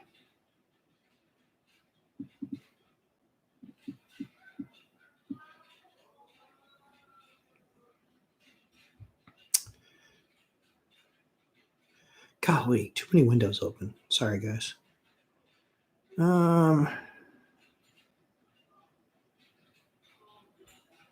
Perfect. Perfect. Update on the sheetrock job. It's going well. All right. Next question. So, the LVP question. I don't think that it's going to be out of style. That's my personal belief. I don't think it's going to be out of style at all. At all. I think so long as you're not being too aggressive in what you're picking for a pattern, but like the grays and things like that, I don't think so. I think I don't think they're timeless, but I think they're pretty damn close. I've been doing white shaker cabinets for 12 years. I don't care what anybody says; those are not out of style. They might not be the super trendy like the black cabinets. I was doing those 10 years ago too. They were just so much more expensive, and I showed every little nick and scratch. So I stopped doing those. And I started doing the white. So that's just me. Jennifer Medina at Know Thyself First. PropStream has weekly. There you go. PropStream has weekly trainings, just like we were talking about. Jennifer Medina, electric HVAC. Yep. Yeah. So electric, 100%. Absolutely. And then HVAC, it depends on what your state requires. Workman's comp, certainly. But yeah, usually HVAC is going to need a gas license because they'll be connecting your burner to your gas line. So that's where the gas one really kind of comes in. Is HVAC and plumbing. So yeah, I would make sure that they have a license. Yeah, a license and insurance for sure. But if they pull a permit, so if you're pulling a permit, they're going to have a license to get the permit. That's kind of how it works. So let me know if that's helpful. Matthew Paris, are you requesting they have actual workman's comp insurance or exempt? Actual workman's comp insurance. It's not that expensive. Mm-mm. For like painting, I want to say a workman's comp policy is like $600 a year. It's so small. For roofing, it's up there. But yeah, I want them to have it. I want them to have workman's comp because I want to know that if somebody falls off and they sue them, that they don't also say, oh, well, they don't have any money, they don't have any insurance, so now they're going to sue me.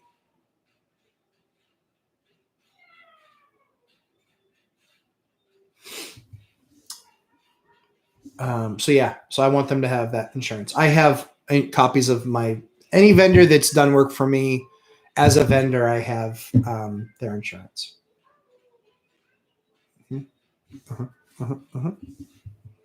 And if a trade is found to be doing work without the proper insurance, that's a major issue for them. Major issue for them, especially if they get sued. But if somebody dies or something like that, it's a major issue for them. So yeah, so for my painters, workman's comp. For my plumber, it's their insurance. Roofer, it's their insurance. Gas license, it's his gas license and the insurance. Yep. License information and insurance. Yep, I get those from those guys for sure. If you have to have a license for it, you need to show me. So in my state, you don't actually, as a GC, a general contractor, you don't have to have a license. It's true. That's why I GC all my own deals, because I don't actually have to have a license. But some GCs will scare you because they're like, you clearly have no idea what you're doing, do you? What would make you say that? Because you just called that piece of pressure treated wood a stud. And it's not even standing upright. It's not a stud. So anyway, yeah. So that's my. So that's yeah. That's what I would say. So yes, workman's comp insurance not exempt. Nope. Know thyself first, Matt. How do you create deal flow? A regular stream of deals that you can pick and choose from. By doing my homework. I'm now in multiple markets, so I'm now in 3 cities, and I just look at everything. There are times where there aren't any deals in the market, and that's okay. That's okay. I don't need more deals, and clearly on the deals that I'm finding, I'm creating opportunity, but I'm also finding niches in those deals that make them more valuable. And there's a lot to that. There's just a lot. It's really the biggest thing comes from knowing the market. knowing the market, knowing what my rents are, knowing what they can be, knowing to what level I need to improve the product to get X number of rent. If I have to spend $30,000 to improve a unit to get me $200 more a month in rent, not doing it. If I make those $30,000 improvement, but I'm getting an extra $700 a month in rent, the next time that thing is out, the next time that person tenant is out, I'm going to take that thing and take that unit and redo it for sure. Because that's a 4-year return on capital, especially if we've got nothing else going on. Like it really depends on what else we're working on. So, is it from your marketing network or both? So I don't do any marketing at all. I do none. I only talk to people. And networking, yeah. I mean, not everybody knows me in my area, but a lot of people do. A lot of people do. I need more people to know me. So I always make a point of being there when we're looking at something to introduce myself to the agent that's representing the place. And also when I look at a place, I also look to see if that owner owns anything else. Because, hey, I'm interested in the package deal. That's worked twice for me. 3 times. 3 times that's worked for me. Literally talking to them, finding out the owner owned more, and then getting that deal done and then doing a subsequent deal. One deal I did, I actually closed them at the closing table for the first deal. I closed them on them selling me the other 4 units that they owned. And I got that deal done in another 45 days. He was ecstatic. I was ecstatic. He was out of the market. He was done. And I got 5 units. So yeah, that worked really well. So yes, networking, marketing, I don't do any of yet. I still have enough deals. Dawn and Bev Perkins. Hey, Dawn and Bev. What are you doing special to get over 20% returns? I'm amazing. Dawn, you've watched my stuff. You know this. Just kidding. Is a certain property type or creative financing or just so no creative financing, certain prop type. Yep. 2, 3, and 4 unit multis, not single family homes, nothing single family home. Purchase prices. Nope. I just told you. So for the last deal that I did, so the last 2 deals I did, I overpaid. The last 2 deals I did, I overpaid. I paid more than what they were asking for them.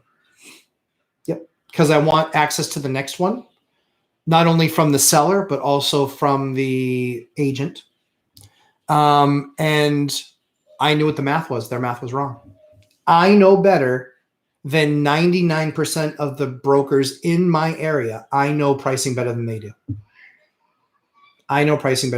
Fact. Just an absolute fact. Hence why 3550, I know I can get that to 5300. Let's just say I'm wrong and I can only get that to 4500. That $1,000 goes right to the bottom line.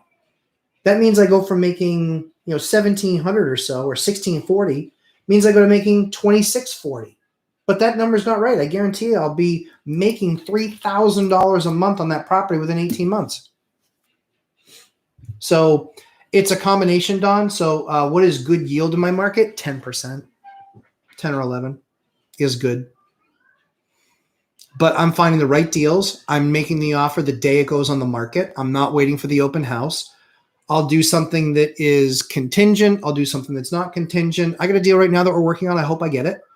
I was 1, 2, 3, 5%, 4% over ask. I think it's worth a little bit more than that. So I have left myself some room.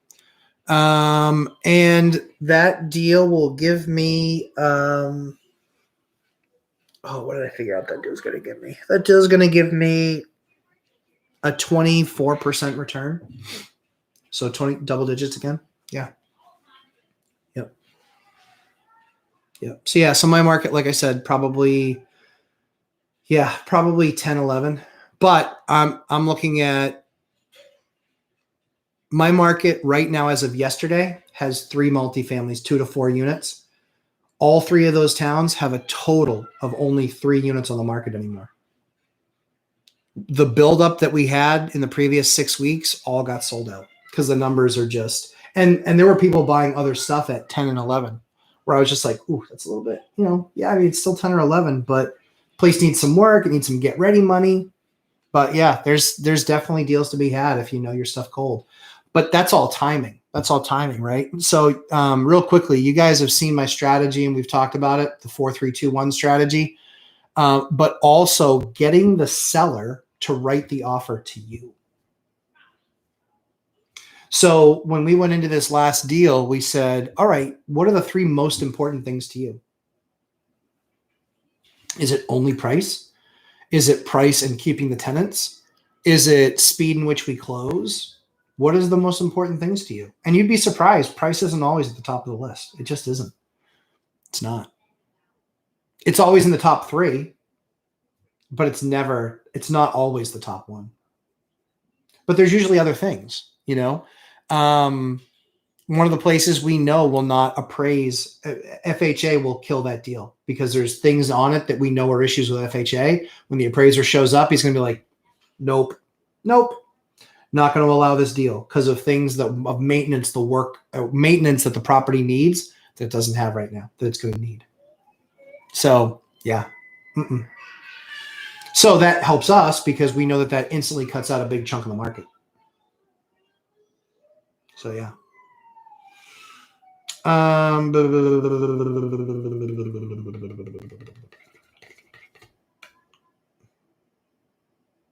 So yeah, Don, hopefully that helps. Know thyself first. What's your average stay for a tenant in your 2 to 4 units? Mike says it's around 8 years on his 1-unit homes. Oh yeah, for a single family home? Yep, absolutely. Here's what I would challenge. If you do deal to deal, so his is 8 years on a tenant staying in a single family house. Mine's probably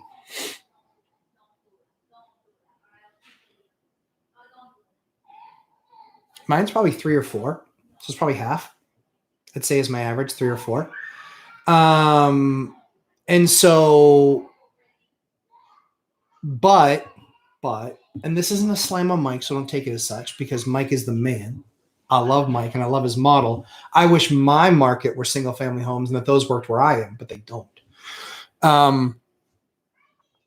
I will, on his single family home that he would buy right now and get his rate of return versus my duplex or triplex that I would buy right now and get my rate of return, I will make more money in my 4 years off of that tenant than he will off of his in the 8.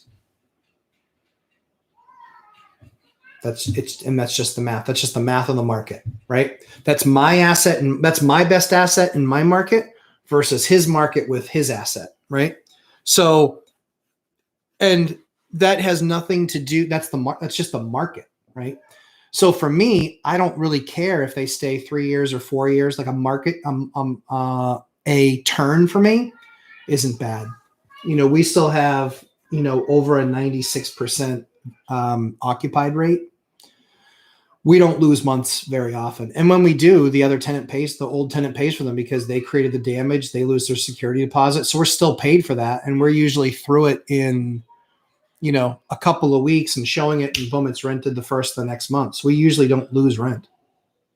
We might lose occupancy, but we don't lose rent. So yeah, so it's not 8 years. I'd say it's closer to 3 or 4, I'd say. But another interesting thing too is that he has those people that are gone for 8 years. They probably don't move to another one of his units. I have that all the time. So I'm my own feeder. So I'll have people that will go from my 4-bedroom unit, i.e. it will be like grad students. They'll go from my 4-bedroom unit to they'll say, oh, I'm tired of living with 4 people. I want to live with my brother and his friend, 3 people. And then the next year, oh, my brother, pain in the ass. I can't deal with him anymore. 2 people, now 2-bedroom. And then usually they'll stick there for a while. And then sometimes they'll go to a 1 where they're just by themselves, or they'll do a 2 and they'll pay the rent and they just want the extra room for like an office. So I have that a lot. I have a lot of return tenants where they work their way down, the bedroom count, but up in the space count. Happens a lot. I have that happen a lot. I've also had it go where studio apartment, 1-bedroom to, all right, now I'm living with my boyfriend and we want more space. And so then they go to a 2. So that happens So I see a lot of that up and down thing on the apartment side that doesn't necessarily happen on the housing side. So, and then again, that's just my market. That's just my market. Because Mike is the man. He's created single family homes work in a lot of markets. Sadly, they just don't work in mine. And largely speaking, they usually don't work in no income tax, no state tax states, because the states have to get their money somehow, and it's usually through real estate. Is usually how they do it. Let's see. Know thyself first. The vid with Mike on the prepayment penalty was really great. Oh, glad you liked it. Yep. Lots of nuggets about making financing decisions and debt management. Good. Grateful for the inside view. Yeah. Happy to do that. You should do more of those. Yep. Deal deep dives. Yeah, I agree. I agree. Yep. Helps us prep for those big deals. Yep. I totally agree with you. Yep. We're going to try and do more of those. I've got another deal that we're actually going to do probably in 6 or 8 weeks. I just have to get on the other side of the rehab of it so I can share those rehab numbers because I have my budget, but budgets are general guidelines. And my rents. I think my rents might actually be much higher than I projected. I projected $1,400 a month, and I think I'm going to be closer to $1,800 a month in those units just because of what other rents around me are and the quality by which I'm going to finish those. They're going to be A-class area, meaning right downtown in the middle of the city, and A-class quality. So yeah, so it will be people that can afford a $1,800 a month rent for a 1-bedroom. Yep. Know thyself first. Any advice on getting help in bookkeeping and accounting? I keep hearing about getting virtual assistants, but don't know where to start. I don't do any of that. So I do. We do all of our own bookkeeping. Everything that we have come in, we use a product. Excuse me. And we use QuickBooks. I think Property Manager is what we use. And so all of those expenses go into that. And then we just print off the reports and hand the report to our accountant at the end of the year. That's where my wife, that's where Mrs. Lumberjack does all of her accounting. All that data goes right into that system. And so that's just something that she makes time for, that we then will review stuff together. She'll then put all of that information data in. And so it allows her, hold on one second.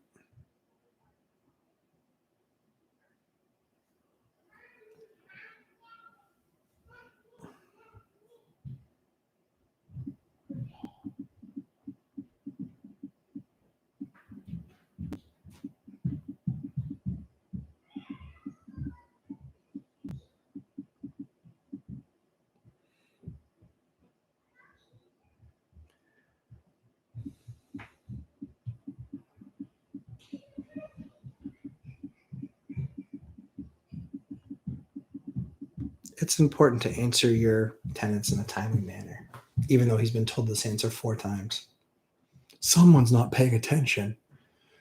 So yeah, so I don't use any assistants or any of that. My wife does all that stuff. Basically, we review the credit card of what was spent that week, checks, Venmo, PayPal, all of that stuff, all of the incoming stuff. We basically just go through it, categorize it. Yeah, it takes a few hours a week, especially based on our size. But I trust her. I don't trust anybody else. So, yeah.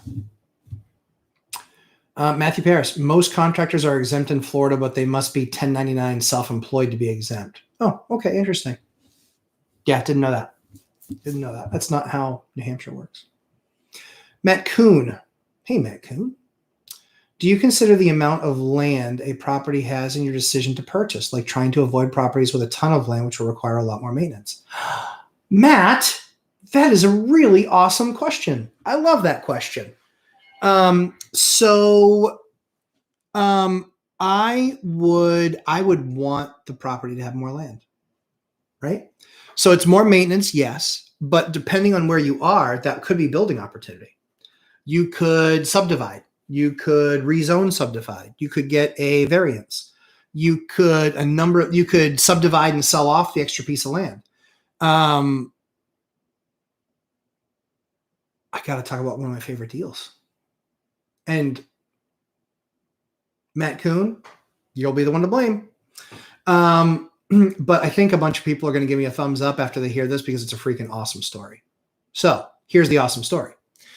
I bought a property that actually had multiple buildings on it. This is what Mike talks about. I don't talk about it as much because they're pretty rare here. But I bought a building. It had a 3, it had a 4, it had a small little bungalow, and it had a 3-bedroom, 1-bath ranch all on the same property. I looked at it. I paid it. It was a no-brainer for me. I was like, yeah, this property's for me. That was my first foray into a deal larger than 5 units. That was my first real commercial deal. Almost died when I saw the appraisal number. It was $5,000, close to over $5,000, like 52 or 5,300, which is amazing because that's seemingly what these things go for.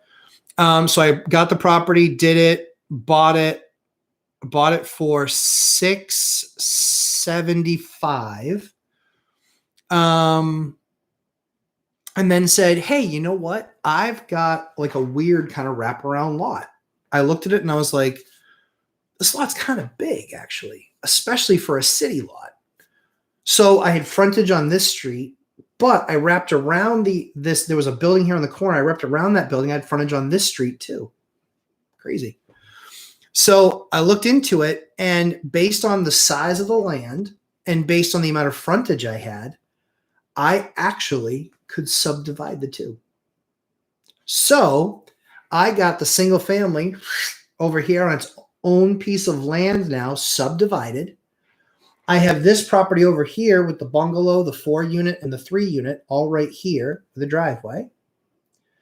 And the even cooler part about that is I then said to the bank, I said, well, now that this is subdivided off, it's still in that loan, but let's do this. I will refinance these 8 units over here that are on this deed now that stand alone. And if I have a greater than 70% loan to value on those units, you'll need to discharge this single family that was subdivided. You'll need to discharge that from this deal, and then I own that deal outright. That's how the numbers worked. I got that house for free. I refied this one over here. It refied as it was for $845,000, those 8 units, which now is probably worth $1 million. But $845,000 is what that reappraised for. I subdivided off this single family house. I now own that single family free and clear. And that was all based on buying a building that wasn't conventional, that had a lot of other units on it, that I was able to do the extra homework and subdivide.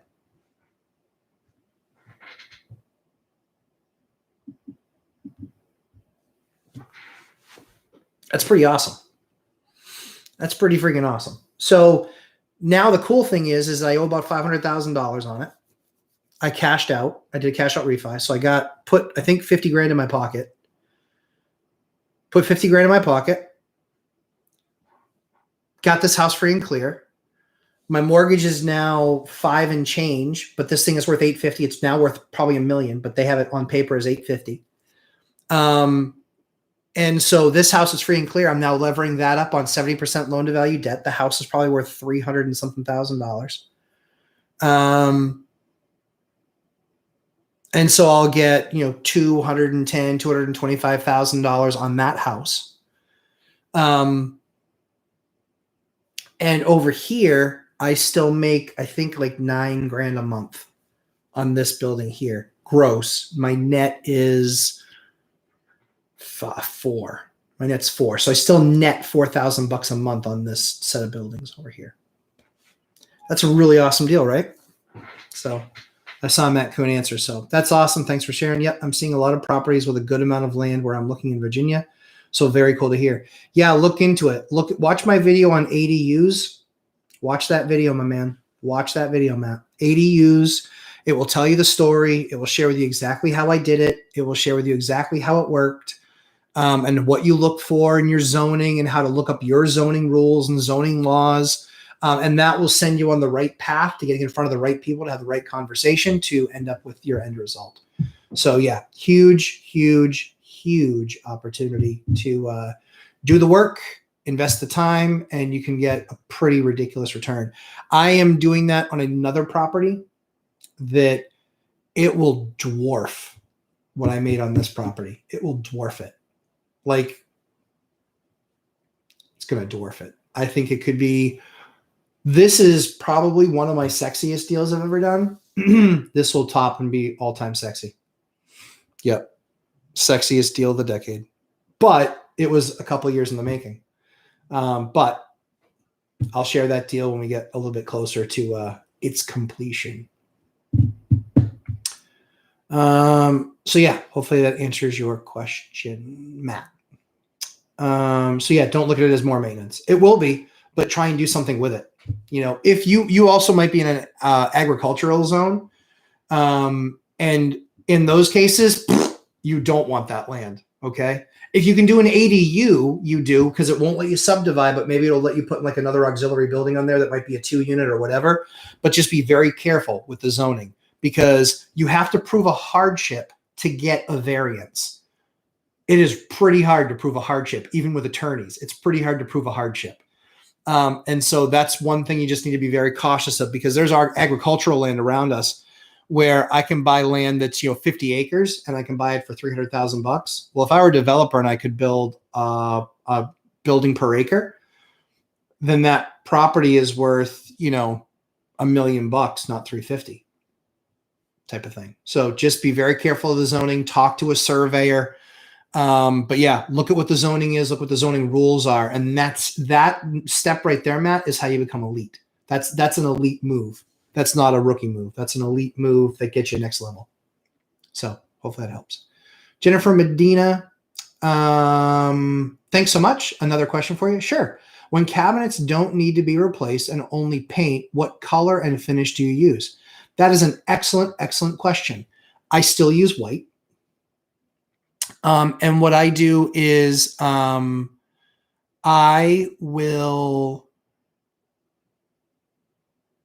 used to do the work myself. I would what's called degloss them. And so there's a special chemical that they make that you can actually wipe it all down, and it deglosses, takes all the gloss off. And then you wipe it down with water to neutralize it. And then I would actually then have them all laid out, and I would then have a painter who knows how to use a real spray gun, an HVLP, high volume, low pressure gun. I'd remove all the hardware, of course. So I would have that done, and then I would have them all sprayed, both sides, HVLP, double coated, and that gives you an amazing, beautiful finish. And I'll use a semi-gloss. So you can actually wipe stuff off of it, but so it's not high gloss, so the light hits it and it's blinding.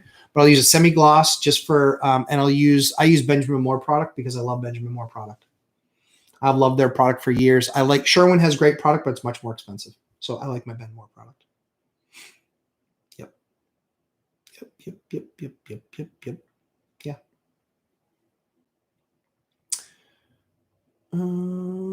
So yes, so white, and then I use stainless poles. I use the bars, and I like to over exaggerate. So I'll use typically a 10 or 12 inch bar on a typical 30-inch cabinet, just because it looks more grand, looks bigger, more high end. So that's usually what I do. Theo B, message retracted. Maybe I already answered it. Chris Webb, just checking in from Central Virginia. Cool. Learning the market here and seeing that prices are low, but yield is low too. Yeah. Yep. Sometimes they go hand in hand. Sometimes it's low prices, but the yield is low. And only you can make the decision what yield is good enough for you. I never, ever did a deal where my yield was single digits. It didn't interest me. It was too much work for too little, and I would just wait out and find the next deal and create the next opportunity, et cetera, et cetera, et cetera. But there are all markets like that where it's like 6 or 8% is the best you're going to get. 8, okay. If 8's a great deal, then do 8, and then just be patient and wait for the next one. You don't have to do a deal every month. You have to do great deals. So my portfolio over the first 18 years was less than 60 units. I'm trying to build a timeline where I can show you guys how I added. It's a ton of work. ton of old paperwork to go through. So I haven't done it yet. So it took me 18 years to get to 60. So do the math. It's a couple deals a year. And then towards the end, and you just do more and more and more, right? So yeah, that's what I would do is I just added, 1 year I would add 2. The next year it was 1. The next year was 3. The next year was 1. The next year was 3 or 4. The next year was 2. And so it just, and then I eventually sold a couple 1031 so I could get more product, more properties. So it's not like this. It's more like this, but uptrending, but choppy to the uptrend. So the big thing is you can't add just a crap ton of units because the bank will then want to see that they're seasoned. That becomes difficult for sure.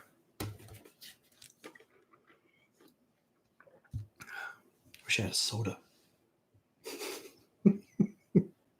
But I don't hear the kids out there. That means they went to sleep, and I don't want to wake up Ashley from sleeping because if they take a nap, she's probably taking a nap.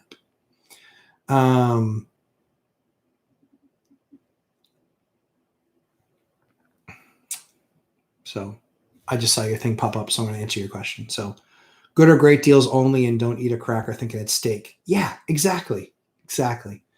I'm telling you, man, that those are the lessons that I learned because I jumped on a couple deals trying to build a portfolio too fast, and those deals ended up being suck deals for me. And suck, not I lost money, but suck didn't make a ton. And the deals I'm doing now, I could make a ton tomorrow based on, or in a year based on increased rents, or even if rents are flat and values go down. I don't care. I care about the cash flow, and I'm getting into deals now that cash flow heavy. I love heavy cash flow. It's my favorite.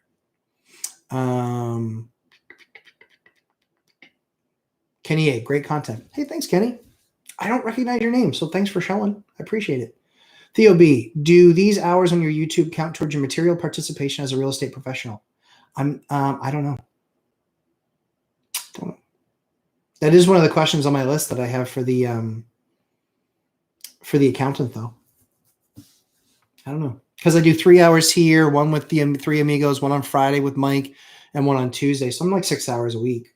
Live, I'm 6 hours a week. So, yeah, I don't know. Good question. If any of this stuff is helpful to you guys, please feel free to hit that like button. We just want to do a thing for the YouTube algorithm, right? So we can have people not watching Reventure. Oh, come here from some real data, folks. Real factual stuff.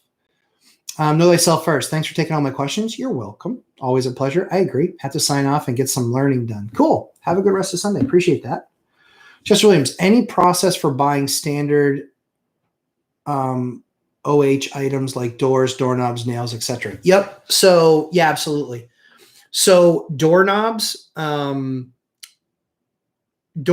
yes. I just finished my order. I don't know if Walmart still has them. I just finished my order for their digital lock setup.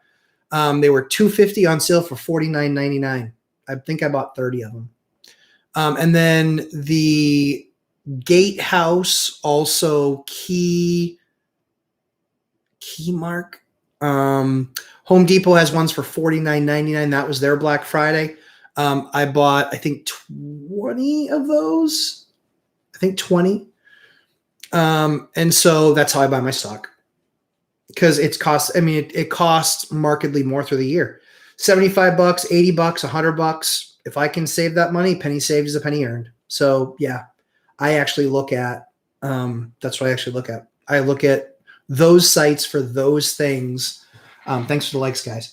I do those things on around Black Friday. I'll do some of that stuff. So yes, on doorknobs and digital locks. Yes. Doors, no, I don't on doors. Doors, if you're ordering doors the right way, you're doing it from you're picking a style that's consistent in your units. That's what I do. I pick a door style, and I pick a door maker, and I pick a door brand. manufacturer and a brand. So the manufacturer that I use is Brosco.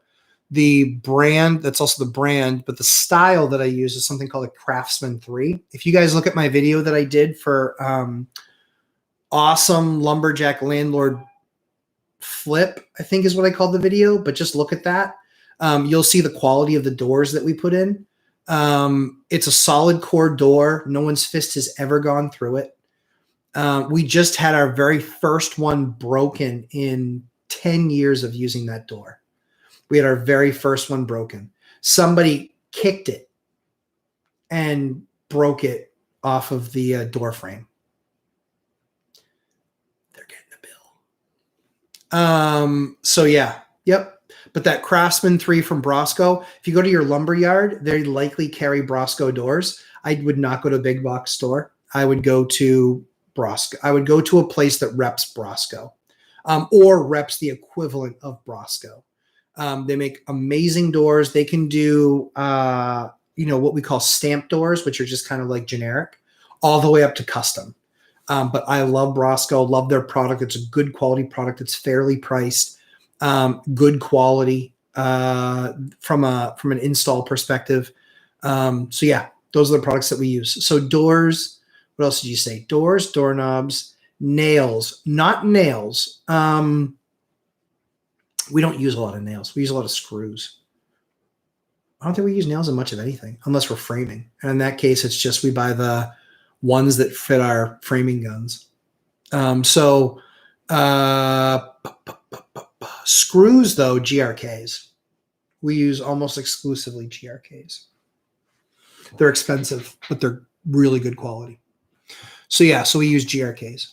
And the way to do that is you can look on Home Depot. You can look at like your Habitat for Humanity rehab store, and places like that have construction equipment that gets traded in.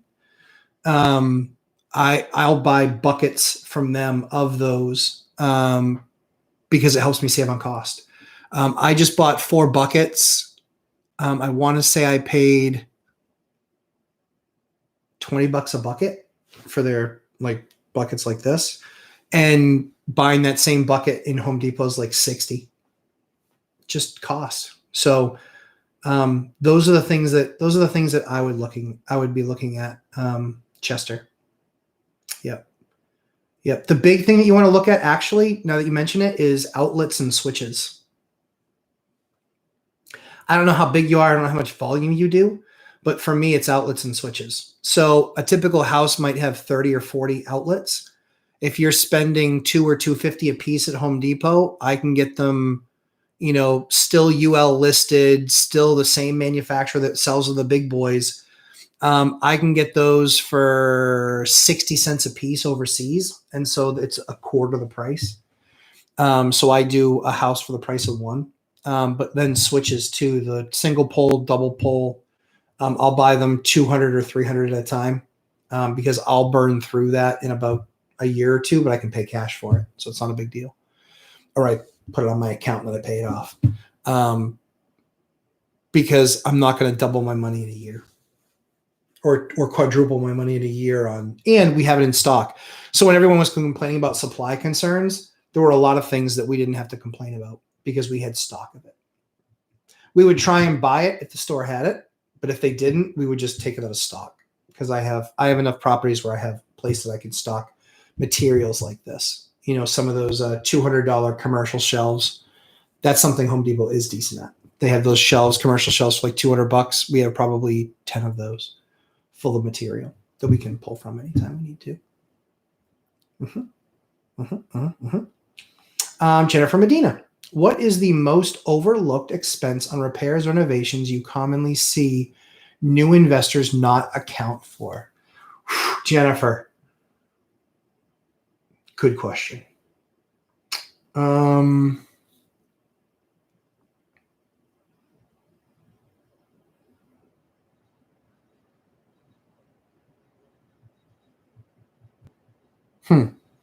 That is a really good question.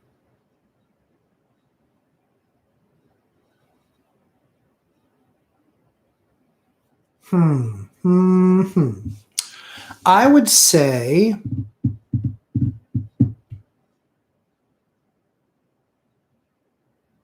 I would say shutoffs. Believe it or not, shutoffs. You want to have a plethora of shutoffs. And yes, I'm punning with Three Amigos. You want to have a plethora of shutoffs. One of the mistakes that I find in a lot of older homes that new landlords don't account for is shutoffs. I've literally seen houses with 2 shutoffs. 2. What the hell? There's a main shutoff, and then there might be one under the sink. Not enough shutoffs. So, and they need to be well labeled. And they need to not be those star ones that rust and corrode over time. Ideally, you have a ball valve shutoff that is up in line like this with the pipe is on. Down like this is closed. It's very easy. You can guide a tenant through it on the phone if you can't rush out right there right away. So believe it or not, it's shutoffs. It's something that's very simple that people always overlook. And when you have a pipe burst or break or a faucet break and water's going everywhere, guess what you need really fast? A shutoff. So a lot of my properties, not all, but a lot of my properties, when we go in to do rehabs, we'll make sure that there are two proper shutoffs under the sink, one for a hot line, one for a cold line. We will make sure that we have them in the basement for any outside spigots. We'll make sure that we have them that go to the bathrooms. So all that stuff. Hold on one second.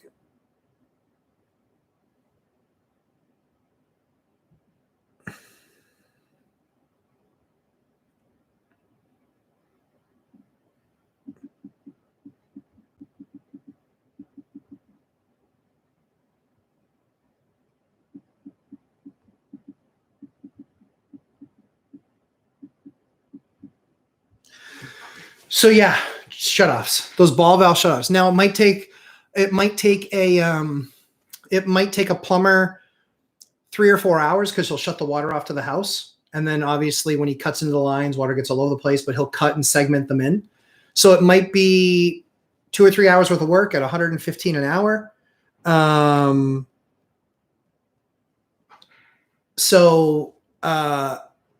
then the ball valve themselves are like $6 or $8.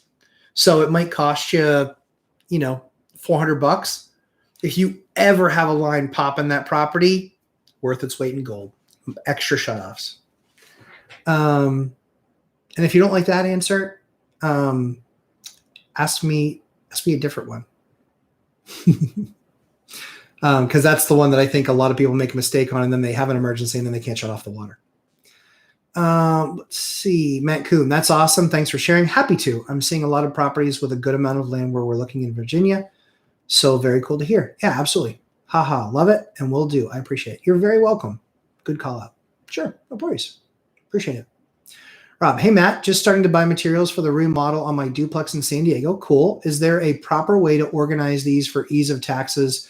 Just save the receipts. What I do also is, because I'm paranoid, I will save the receipts in a physical folder, one in my office.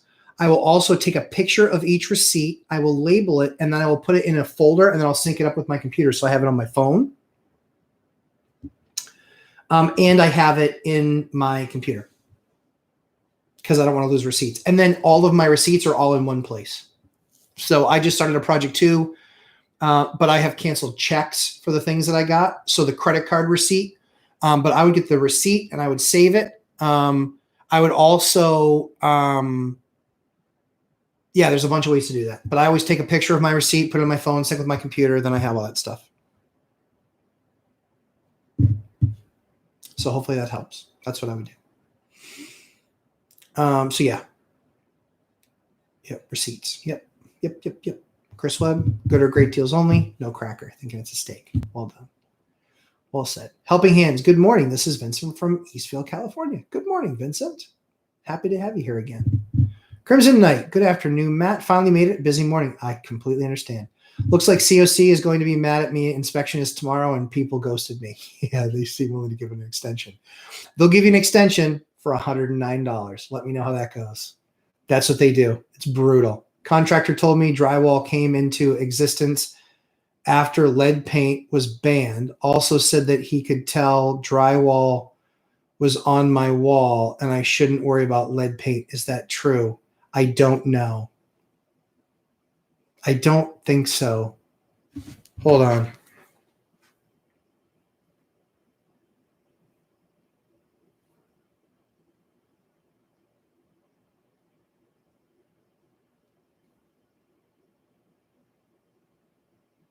$1916. He's wrong.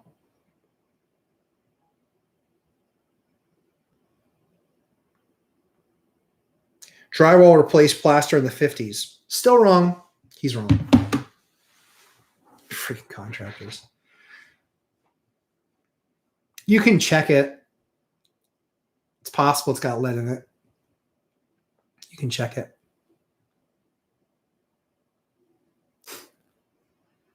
The reason I'm shaking my head is because I never give somebody an answer if I don't have experience with it or I didn't look it up myself. It says right here, 1950s. They soon replaced lath and plaster as quicker, easier install option. Yep. Because I have a ton of buildings that are lath and plaster. Tons of them. And the product is awesome, especially since what's really funny to me, and it's not funny mean, it's funny interesting.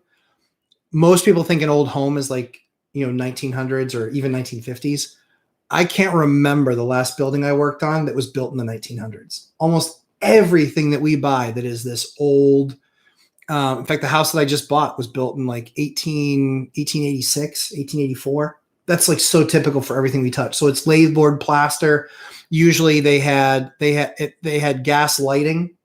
Then they had knob and tube that was then removed. Then they got cloth. Then they got BX. Then they got Romex. Then they got, so I've seen the maturation of products throughout the decades.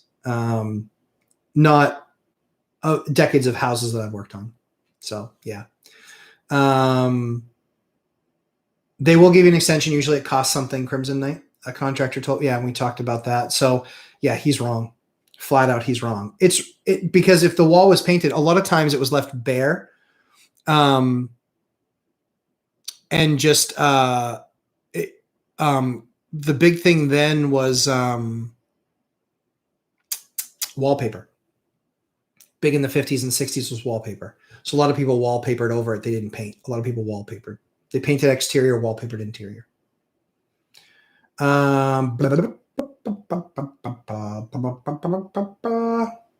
So yeah, if you're concerned about lead, it is a thing. It's more often the issues in the trim, windows, doors, moldings, that stuff. Price and pride. I need a cheap plumber that only charges $115 an hour. Well, you can probably get a plumber at $115 an hour if you spend $75,000 a year with him. It's volume. It's volume. Yeah, because I have other plumbers that we don't use that volume, and they're $100.50. So yeah, so $115, yeah, but that's like I said, because of the amount of volume that we do. Yep. Heather McIver. Good morning, Heather. Good morning. Just popping on to say hello because we are heading out today. I caught the supplier question, and you mentioned buying outlets and switches overseas. Do you use specific websites? Yep. Well, until recently, Alibaba. I haven't used. I've got still hundreds left of everything, but I had used Heather McIver. And Heather, by the way, you owe me an answer. I want to know if you did that whole slab thing. You did the homework on that, I suspect, and so I want to know the whole slab. Getting an Alaskan tree, all that good stuff. So yeah, I would love to know about that slab thing. Heather was having a kitchen. She was looking at redoing a kitchen, but having to put granite or nice countertops on. It was going to be a couple $1,000, but didn't make a whole lot of sense because she was also going to replace her cabinets in the next few years. But I told her doing a rehab with somebody in unit, certainly a kitchen can be difficult, especially with supply chain issues. And it's probably not worth it to just add counters, expensive counters to old cabinets that you're going to replace anyway. Your better bet, especially with her being in Alaska, is to tree slabs, get them, they're 1.5 inches thick. The slabs that they get out of these trees, and just have them mill it down the edge, give them the measurements that you need. And then you can just cut a hole and then you just poly the heck out of it or resin it. And so probably then for a couple $100, you can have a really nice, cool counter. You can even paint it and then resin it or give it some special paint treatment. So you have a lot of options there for what it's worth. So I want to know how that came out. Price and Pride. It sounds like you need Evernote for cloud record keeping.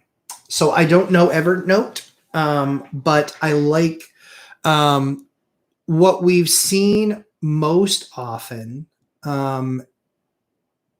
We've evaluated a few different property management softwares. None of them are as good and as comprehensive for properties and proper categorization of what was done to make sure that it's giving the appropriate numbers in the appropriate financial columns. And we don't want to spend a bunch of time doing that. So far Intuit's been good for us, Property Manager. And we've been looking at other property software as a service. The concern that I always have with those is data out. Yep. Data out's always a problem with those. And I come from a data background. So getting my data out of a system, I always want to know in advance. With QuickBooks, it's something as simple as I can do an extract right into an Excel file. It's super, super easy. They're not holding my data hostage.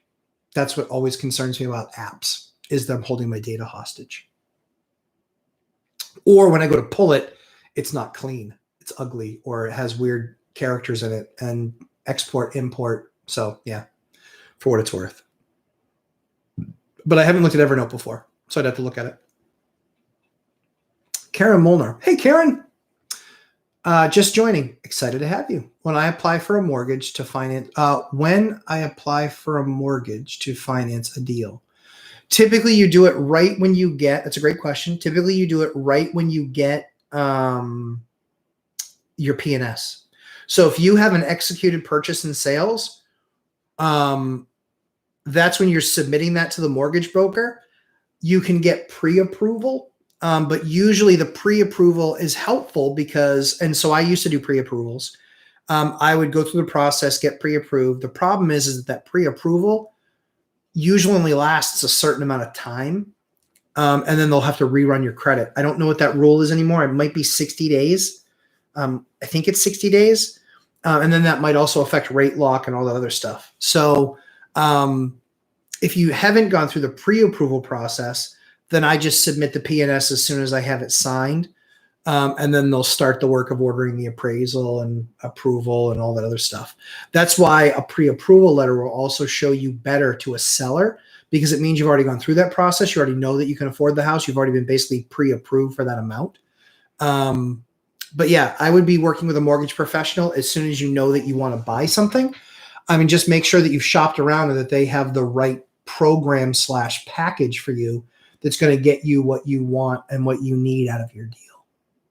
So when I had my first 10, or before I had my first 10, I shopped them different mortgages. Now I don't shop them so much, just because when my bank on the commercial side, they'll pull my credit once a year. And then that's the statement for the entire year that they work with. I don't get pulled on each individual deal. I just did that on deals that I just did when I moved them over to the residential side that were a portfolio loan. Guess what happened? My credit score went down 60 points in a month because I had to pull it, I think, 8 times for those refinances. They were able to use it multiple times, but then it showed how many times it pulled, showed my debt to income, shifted because I didn't account for things the right way, had to update it all, blah, blah, blah, blah, blah. But we did it. We got it done. So, yeah. So great question, Karen. Happy to answer more in depth if you have more questions for me below. Jennifer Medina, I appreciate all your answers. Very helpful. Oh, I'm very glad. Thank you, Jennifer. You're very welcome. Thanks for the well birthday wishes for my son. He appreciated that too. I did too. You don't know what you don't know, so your answers are excellent. Very cool. I look forward to the videos with your wife and her insight into the business. Yeah, that's going to be funny. I'm hoping it doesn't cause fights. Because we are in some ways we're very opposite. My wife is very, very nice. I am not so nice. Yep. Somebody sent me an idiot text message. Everything's already been sent to my attorney to take care of. Guy was being a real prick. about something he just is completely out of his depth on talking about. So yes, I'm excited for her to bring that to the channel. I'm excited for her interview with Mike. I really don't know what she's going to say because she is, she's nice. She's nice. And I do all the dirty gross. She does. And when I say dirty gross, I mean like nasty tenants. Like that's kind of my thing because that doesn't bother me. And so her thing is numbers. But when we were very small, I owned property before we got married. But I said to her, this is very important to me. This is going to be how we create generational wealth for our family. And so she was on board with that until she saw the first house. But I'll let her tell that story because it's pretty good. So yeah, I'm excited to have her. She's a blast. She's a great, great woman. So yeah, thank you. So thanks, Jennifer. Crimson Knight 921, built in the 1940s. Yeah, I don't know, maybe lead depending on when they redid it. Yep, and the drywall I know is bare paint for the top layer. I found it in the basement. Yeah, the top layer doesn't matter because they'll take the gun to it. When they take that gun to it, it goes 30 layers deep. So if there's lead paint there, they're going to pick it up. 30 layers deep is what that gun does. Yeah. Philip Polsky. This may sound pretty petty or petty. Sorry. This may sound petty. I'm tired of bringing so much cash to the closing table. Yeah, I get it. Considering waiving escrow and paying TI when due, taxes and insurance. Okay.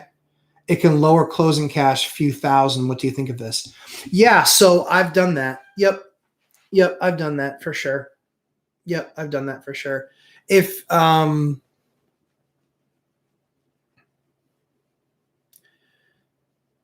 it makes it harder when you go for your next deal because so imagine with one deal, it's probably fine. But imagine now 10 deals. You're having 10 mortgage statements, 10 tax or 20 tax bills. 12 mortgage statements, 20 tax bills, one insurance bill. Yeah. So you have to bring all those bills to the table if they're not escrowed. And so it's just a little bit of a paperwork pain in the ass, really is what it is. So I did it for years. Now I don't do it. So actually it's not true.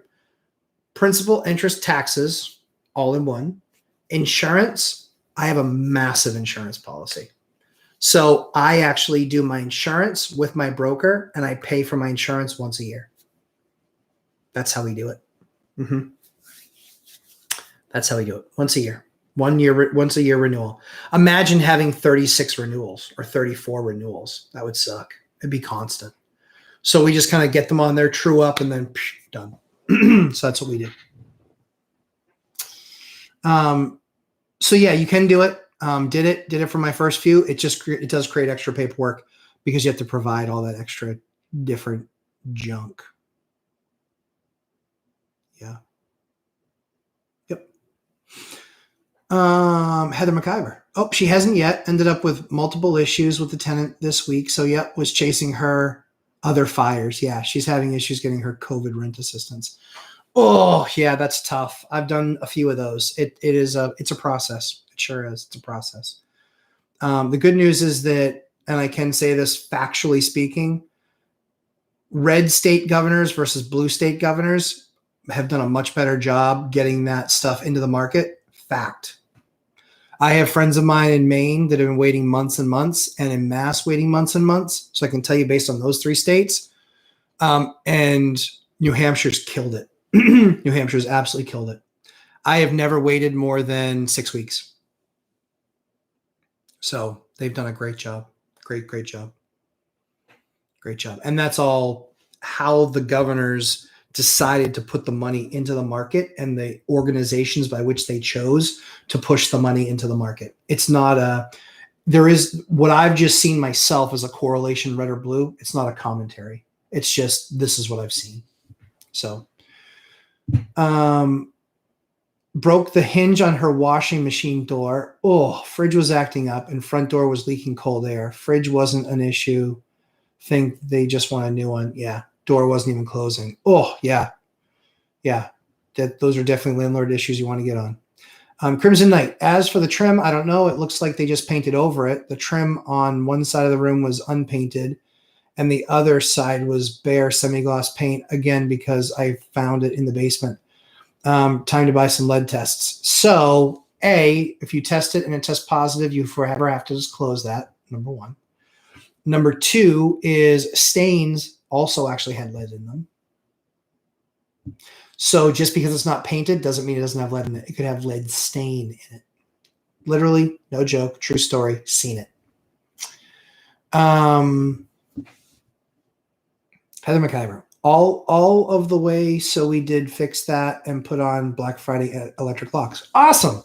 Very cool. Yeah, those Black Friday electric locks, I'm telling you. I bought a total of, I think, 60. Because we haven't done our entire enterprise yet, all of our buildings, and we bought a bunch of units this year, so we're going through them and doing them. So yeah, I bought like 60 of them this year. Bought a lot. Crimson Knight. Oh yeah. Also, final lesson for lead paint removal. Listen to Matt. Don't use a stripper. Now that I'm trying to cover it with a lead sealer after stripping it, you have a lot of holes and nicks. Yep. You are going to hate yourself filling all those spots. Just rip it out. Lesson learned. All good, my man. Crimson Knight, keeping it real. Hey man, I only knew because I did one room as a project and I was like, F this, not doing it ever again. So totally get it. All good. I'm sorry that you have to do all that work because, man, you see that work sucks. Sucks, takes forever. It's tedious, and it still doesn't look right. Rip it out and put new in. And then there's no question. Karen, another question. Sure. So if I use cash out refinance money from primary residence as a down payment for a few investment properties, what does lender take into account? Just DTI and credit score. So yes, debt to income, and yes, credit score. If you're doing a traditional investment purchase, the difference is that they should take a portion of those rents. Typically, it's at least 80%. Some programs are 85, some are 90. So they will take a portion of the rent proceeds towards your income on the property. So yes, hopefully if that doesn't answer, let me know, because there's a couple different ways that could go. So if I didn't answer it, go ahead. Helping Hands, do you charge cleaning fee when tenants move out? So great question. We don't always charge a cleaning fee. And the reason why is because sometimes it's just a quick cleaning. We tell them you inherited the place professionally cleaned. Here was the invoice. They can hire a cleaner to get it professionally cleaned, or they can try to get it to a point where they professionally clean it themselves. Stoves, windows, floors, tub, toilets, all that stuff. So yeah. Yeah. Yep. So we don't always charge a cleaning fee, but we obviously always clean in between. But we'll actually have like property guys, that are, $35, $40 an hour.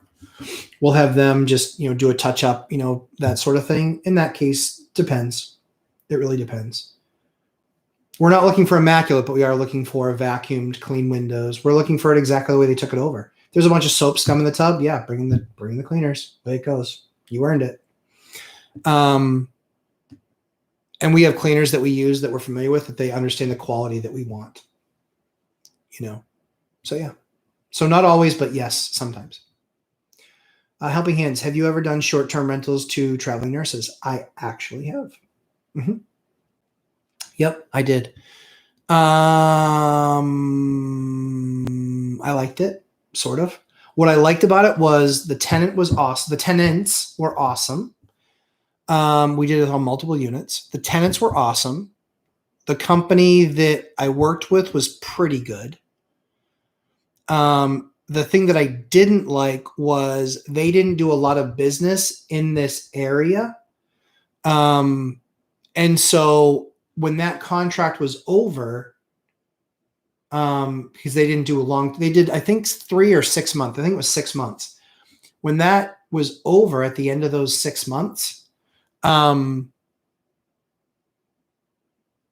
didn't have somebody else. And I was like, do you want to keep the unit? They're like, no. I was like, do you have any other contracts maybe going through the hospital? Yes. We'll have to look at that time. Okay, bye-bye. And then literally 3 weeks. So I then put the unit up, rented it out. They called me maybe a week later, which was 3 weeks after the other person had gone, and said, hey, we'd like that unit. It's already rented. You rented it that fast? No, I'm a professional. Keep my units on the market. Oh, yeah. So renting the nurses, yeah, I liked it. I liked it. My wife's a nurse, if you don't know that. My wife is actually a nurse. She takes care of her things. She's very nice. Most nurses, honestly, they're amazing, amazing people. They just are. They're there. Even though they're getting paid, they're there. They're interested in their patients' lives. They take care of them. They do all the nasty things that, quite frankly, there's not enough money in the world for me to do. So yeah, they're amazing people. And so I love renting to nurses. Usually the companies that manage them aren't the best, because they're just out there basically hired gun trying to fill a vacancy. So yep, done it, went well, got paid. So yeah, good experience overall. The only thing is you just have to look at volume, volume of churn or what that is, and make sure that you're getting a premium. If it's not a year, make sure you're getting a premium for that. That's what I would say. Crimson Knight, does Manchester bring out the gun for free? I only will be testing the unit I live in. Would I have to disclose it to upstairs tenant? Yep. I already told her it's likely based on age. Yep. Yeah. Lead testing is a very, very slippery slope. I have never lead tested. I've only been forced to. And then when I was forced to do it, it was because somebody got a higher than normal lead test. And it just ended up being a complete nightmare shit show in my life. It was horrible. So I always will give them the lead disclosure packet based on when the house was built. But I can honestly claim that I have no idea if it has lead or not. So don't know. Karen Molnar, I don't know what ZTHS is. Unless my answer puts you to sleep. And you just hit the keyboard. Jennifer Medina. When they take a portion of the rental income into account, does a tenant have to be in place, or is it based on projected rental income? It is not pro forma, so it is based on a tenant being there. I've seen companies that will let you do projected rent, but that varies based on the company and their policies on your mortgage company. So I have seen them do it on projected, but then the argument is what's projected. So when it's on paper and they're paying that, it's a very easy formula, very straightforward.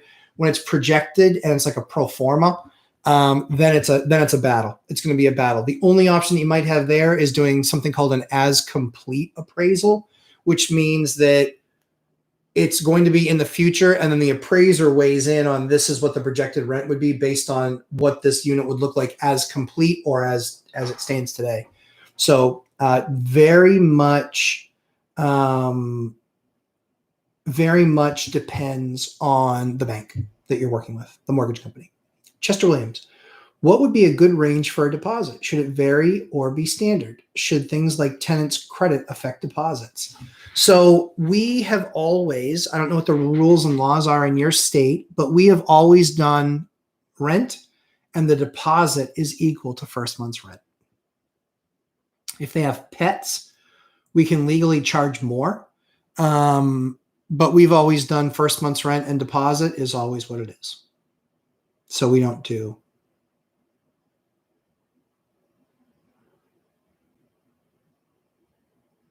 So yeah. Yep. So it's not standard. Well, it is standard for us. It's the same as a first month's rent. Yes. Yep. On the rental to nurses, did you do by room or house? Oh, no, house. We can't do by the room. So by the room makes you a room sharing house, which means you need to have specific zoning. That's a no-no. They have to sign a lease, joint and severally liable. So you have the company sign the lease, and then any other tenants that are there or other nurses. If it's a 3-bedroom, there's 3 nurses there, then they all have to sign the lease. Yep, all have to sign the lease. Helping hands. You said you're in the medical field too. Would you mind sharing what you do? Yeah, sure. My wife is a nurse also. I run a medical transportation business as well. Oh, very cool. So I am I work in the healthcare field. I sell software to hospitals. And that's what I do. I sell software to hospitals. So I'm on the business side. I'm on the data side, not so much on the clinical side. We do some clinical stuff, but mostly what we do is on the data side. So I'm more on hospital IT and revenue cycle is what I do. Yeah, that's my real job. Karen Molnar, thank you. Thank you as always. You're very welcome. Appreciate you and the other Amigos. Yeah, they're great guys. Love working with them. Haha, I'm sorry. New phone. Not used to keyboard. All good. I was like, maybe my answer literally put you to sleep. It's possible. It is possible. Crimson Knight. So wait, I thought you lead abated your units when you get them. Yep. Because you don't want to get a lead order. Yep. And thought you'd rather test, and remove than get a lead order. So, very close to correct. When I get a unit that has tenants in it, I don't throw them out and redo it. When they move out, then I'll go through the process, getting everything cleared, but I don't bother with the test. I act as if it's lead because it's going to be lead. I act as if. So I will go through the process of just having it, ripped out by a lead company, and they'll rip everything out. So, so I don't test at that point. So when I buy it and I inherit tenants, I don't throw out tenants to then redo it. I keep the tenants, but I don't test to see if it is lead. And then when they move out, then I remodel the unit. That's usually how it goes. So I'm not doing lead tests. Mm-mm. The company that I hire might do them. Honestly, I don't know. But again, they're treating it as though it's lead. So they're going to go in, they're going to rip it all out. And they're just following normal demo protocols, how you have to bag it, how you have to have your, masks and suits and all that stuff. I don't do it. So yeah, I just hire a company to do it. Yep. So yeah, not on existing units so when we get so we have tenants that have been with us for years that we inherited. We haven't done any work in their unit other than repairs because we're not going to kick them out to do the unit. I'm sitting here wiping right here, thinking I have a stain on my shirt. It's actually on my monitor. Oh, the crazy things that you see in studio. Crazy. So yeah, hopefully Crimson, I hope that answers your question. Chester Williams, would you consider having part of your portfolio be short-term rentals, STRs? Any preference to using Airbnb or VRBO, or does a listing site matter? So I don't know. I don't do any Airbnbs. The nurses stuff. So it depends on what you call short-term, right? So short-term, like a 6-month rental, we do those. We still do it with a lease. We charge a little bit of a premium because we know we're going to turn the unit because they're getting a 6-month because they're building a house. They're doing that sort of thing, right? So we've done a number of rentals like that where they were buying a house. They would only need it for 6 months. They were snowbirds, so they wanted to be here for the summertime. We had a unit available. We knew they were going to leave in October for October 1st. So we rented out to them and then just had somebody else take over because that's the way they wanted to do it. So yeah, lots of flexibility like that, but Airbnb and VRBO, nothing. Don't do anything like that. My business is not set up for that level of management. So being a good host, having a W-2 job, being a dad, being a husband, and we wouldn't want to job that out. And I think that the Airbnb crowd and VRBO crowd have helped me tremendously. They have taken a bunch of units out of the market that normally would have been there. And so they've created massive demand. Because of that, their margins are good, but mine are usually better. And I have a lot less movement. So they might make more gross. I probably make more or almost as much net, but I have no headaches, no issues, no have to get something addressed right away because, a VRBO tenant's in there that could give me a bad review. We still handle things quickly, but we handle them as quickly as we can handle them. And largely VRBO and Airbnb, a lot of those folks don't understand that. They're expecting to stay at a hotel-like place that can have a maintenance guy come up in 30 minutes. I can't always get that because I don't have those. They're not employees. They're contractors. So for me, I'll stay no Airbnb or VRBOs. I'll do short-term rentals. So I'll do short-term rentals. But but not true Airbnb or VRBO. Longer stuff, not cleanings in between, that's not the model I'm going for. I'm going for slow and steady wins the race. And I don't know what the bank feels. I'd love to know if somebody knows. I'd love to know how the bank feels about those short-term rentals because those got shut down in COVID. I had 0 people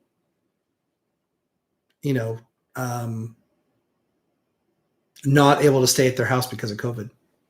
So they owed the rent. They owned the lease. So kind of way it goes. So yeah, I don't know. Don't know the answer to that question. So on Airbnb or VRBO, but yeah, short-term rentals, again, depends on what you're calling them. But my shortest term rental would be like a 3-month and they would pay a huge premium.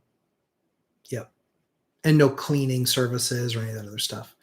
It would just be like a 3-month lease. Yep, that's the best I would do. Crimson Knight. So you just assume to not open the liability up after you test it. Yep. I just assume it's got lead. Maybe it does, maybe it doesn't.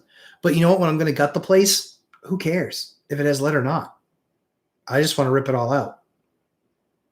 That's me. I just want to rip it all out anyway.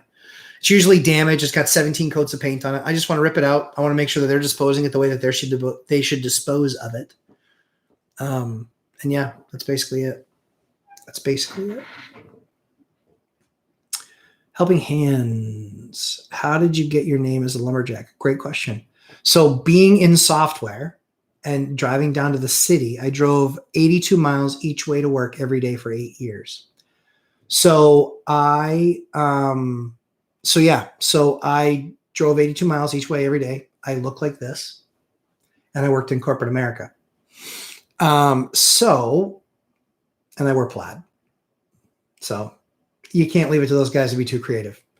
So they called me the lumberjack and that was that. Name kind of stuck. So lumberjack, they said it mockingly and I was okay with that. And let's see. And then when doing the channel came up, I was like, yeah, lumberjack landlord. It also differentiates too. Like Mike is clearly the accounting background, right?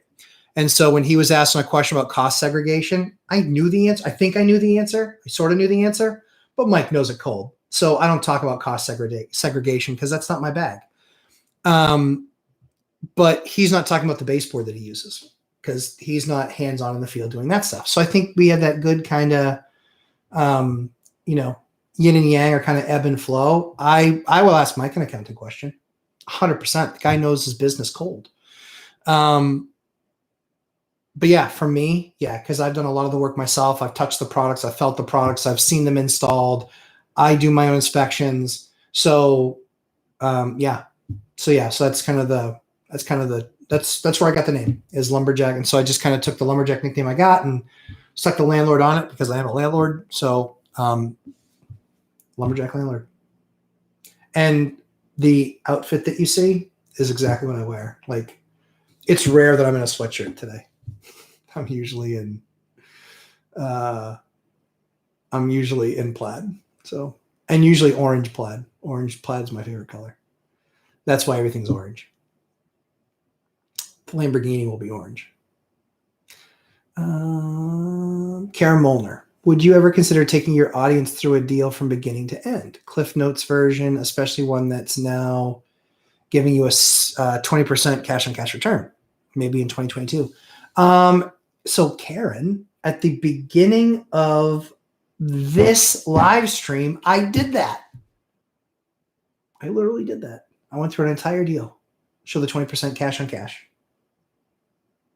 Literally did that. Yep. So the best news is ask and ye shall receive.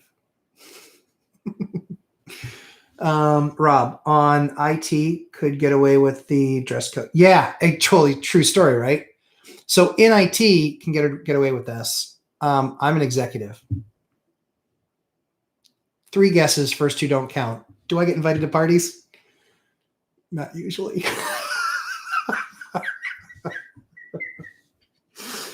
Oh, I do not play well with others. I will tell you exactly what I think, and that's probably going to hurt your people's feelings. Sorry, way it goes. I worked my way up through companies. I started off in telemarketing. I then became a sales rep, and then I became a inside rep, and then I became a field rep. And then I came back inside. Then I managed a team. Then I became a director. Then I became a VP. Then I became a senior VP. Now I'm an EVP. I was executive vice president, so I report directly to the president. I'm just, I like small companies because they're not politically charged. They're results charged. So I always get amazing results because this is just what I do. Like Mike, I'm a hammer. We just get stuff done and we do it well. I'm really good at what I do. And in a big company, I just do not pay politics. I hate it. I hate it. Rob, you need a whiteboard to show your deal behind you. In the new office downstairs, there's going to be whiteboard and all that stuff. I'm trying to get one of those digital boards. We'll probably do something cool like that. Yeah. We'll probably do something fun and cool like that. So we are at the 3-hour mark. If you guys have a few more questions, I know there were a couple more I didn't get to, so I'm going to get this. Helping Hands, when I first started watching you, I thought you were a tree lumberjack or something. Yeah, well, I'm kind of built like that. You wouldn't want me up in a tree anymore. I'm too big. I will do construction outside in the wintertime, hence the beard. And I usually have a big, huge mop of hair, but in the interest of solidarity with my daughter, who's losing her hair from chemo, I actually shaved mine a few weeks ago. I gotta shave it again because she lost more, so I gotta lose mine. So yeah. Yep. Dress code, Helping Hands. Yeah, can't wait to see the Lambo. Yeah, me too. So more details to come on that. You guys are gonna see the video that I'm working on finishing now is my $1 million challenge video. Watch those first two. Watch the first 2 millionaire challenge videos. The concept was this. And yes, was it arrogant of me to think that I could do this? It 100% was. Guilty as charged. I am a jerk sometimes, but I wanted to inspire people and I wanted people to think big. So what I did was I said, I think over the next year that I can buy a house for $250,000 and that I can rehab it, refi it, or sell it, and then buy more property, refi those, or buy those, rehab, refi, or sell, and get up to $1 million worth of real estate. That's the $1 million challenge. So it was a cool challenge to do. But I have all the results that are going to be in that video. But yeah, it was basically starting off with a $250,000 deal and finding a way to, within 1 year, turn that $250,000 property into $1 million worth of real estate. That was the job. So, yeah. Yep. So that's the $1 million challenge. And so much fun. So much fun. Chester Williams, thanks, Matt. Whiteboard, yeah, yep. Yeah, so Chester Williams, thanks, Matt. Great content. As always, very much appreciate the time and valuable content. Very welcome. Karen Molnar, woot woot, thank God for replay. Yeah, amen to that. It's a lot of fun. It's good. And it's towards the beginning too. So you're not going to have to be like, holy cow, I got to watch an hour and a half of this. It's towards the beginning.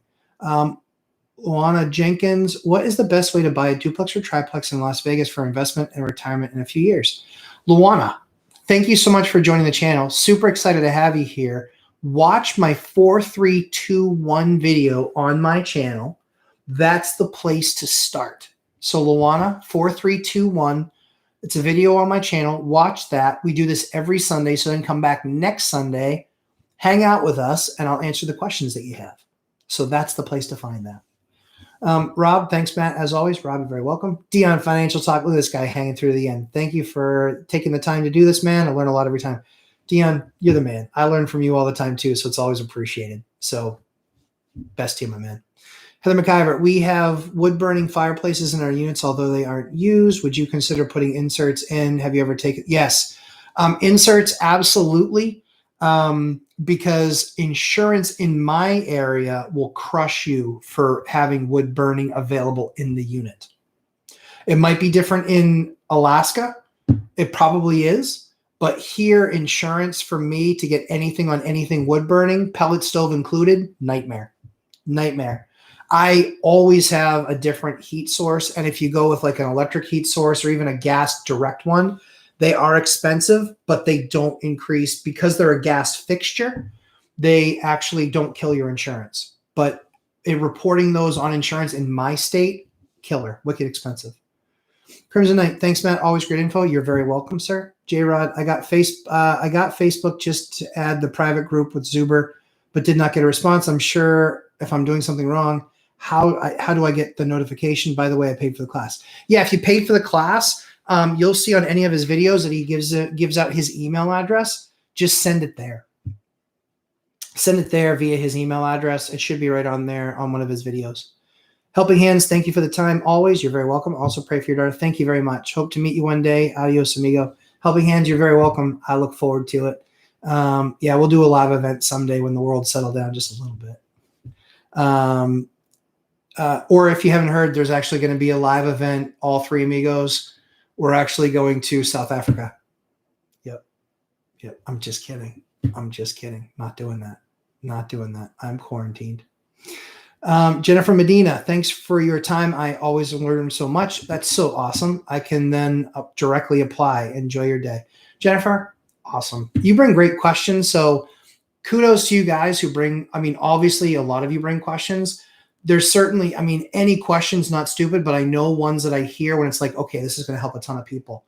And so it's just a matter of kind of kicking the memory banks because I've been doing this for 20 years. And so sometimes I miss it. Sometimes I miss what you guys are really asking or might want to get to. So we can work on that. I'll work on that. Chester Williams, perfect example of your network determining your net worth, the three amigos of FI. Yeah, right? Like that just came about. I had said something. I had seen Dion on Mike's channel. I'd seen Dion on Bigger Pockets, I think, first. Then I think I saw Dion on Mike's channel. And then I said something to Mike where I was like, what if we did like the three of us? Because we all have varying perspectives and differences. Like Mike is huge, 187 units. At the time, I think I was 60 something. Dion was, I think, 12. And we all got there a different way. Yeah. So yeah, I love working with those guys because they did things I haven't done before. So yeah, network determining your net worth without a doubt. Mike has made me better. Dion's made me better. These guys have legitimately made me a better investor. So I love working with those guys. It's so much fun. We absolutely howl in between videos because we don't edit anything. So yeah, just so much fun. So if I can get you guys to hit that like button, if you haven't already, before you leave for the day, I'd really appreciate it. Trying to get that YouTube algorithm to get something over this reventure turkey. Just because, again, people got to watch that reventure video because, it just bothers me so much that people are making investment decisions based on watching that guy and not understanding what people are actually doing in today's market. So makes me go cuckoo for Cocoa Puffs is what it does. So, so please hit the like button on your way out the door. But guys, have an awesome week. Have a blessed week. I can tell that all my kids are napping. My wife's probably napping too, just because there's quiet. It's so quiet out there. It's never this quiet. So yeah. So anyway, have a great week, guys. Appreciate Heather. Thank you so much for thoughts and prayers. See you guys next week, 11:30 a.m. Eastern time on Sunday. And then you'll see me with Mike on Tuesday, Three Amigos on Thursday, Mike on Friday. Ashley, my wife, is going to be doing something with Mike on, I don't know what day. I think we're still working on a day because of Eliana's treatment. And then Ashley will be making her debut. After that, we're gonna do something on the channel, probably once a week, together, just to have fun together and spend more time together. Make sure we're carving out time for each other, and to talk about the business. I can't wait until the time where she brings something up or I bring something up, and she's like, "You didn't tell me that." I'll be like, "Oh crap." Well, that was so while we're talking about it, that's gonna happen. So, guys, have an awesome, blessed week. Thank you very much for watching, and subscribe, hit the thumbs up. And make sure you watch that reventure video and the $1 Million Challenge video in preparation of what we're going to be doing next week. So thanks so much, guys. God bless and take care.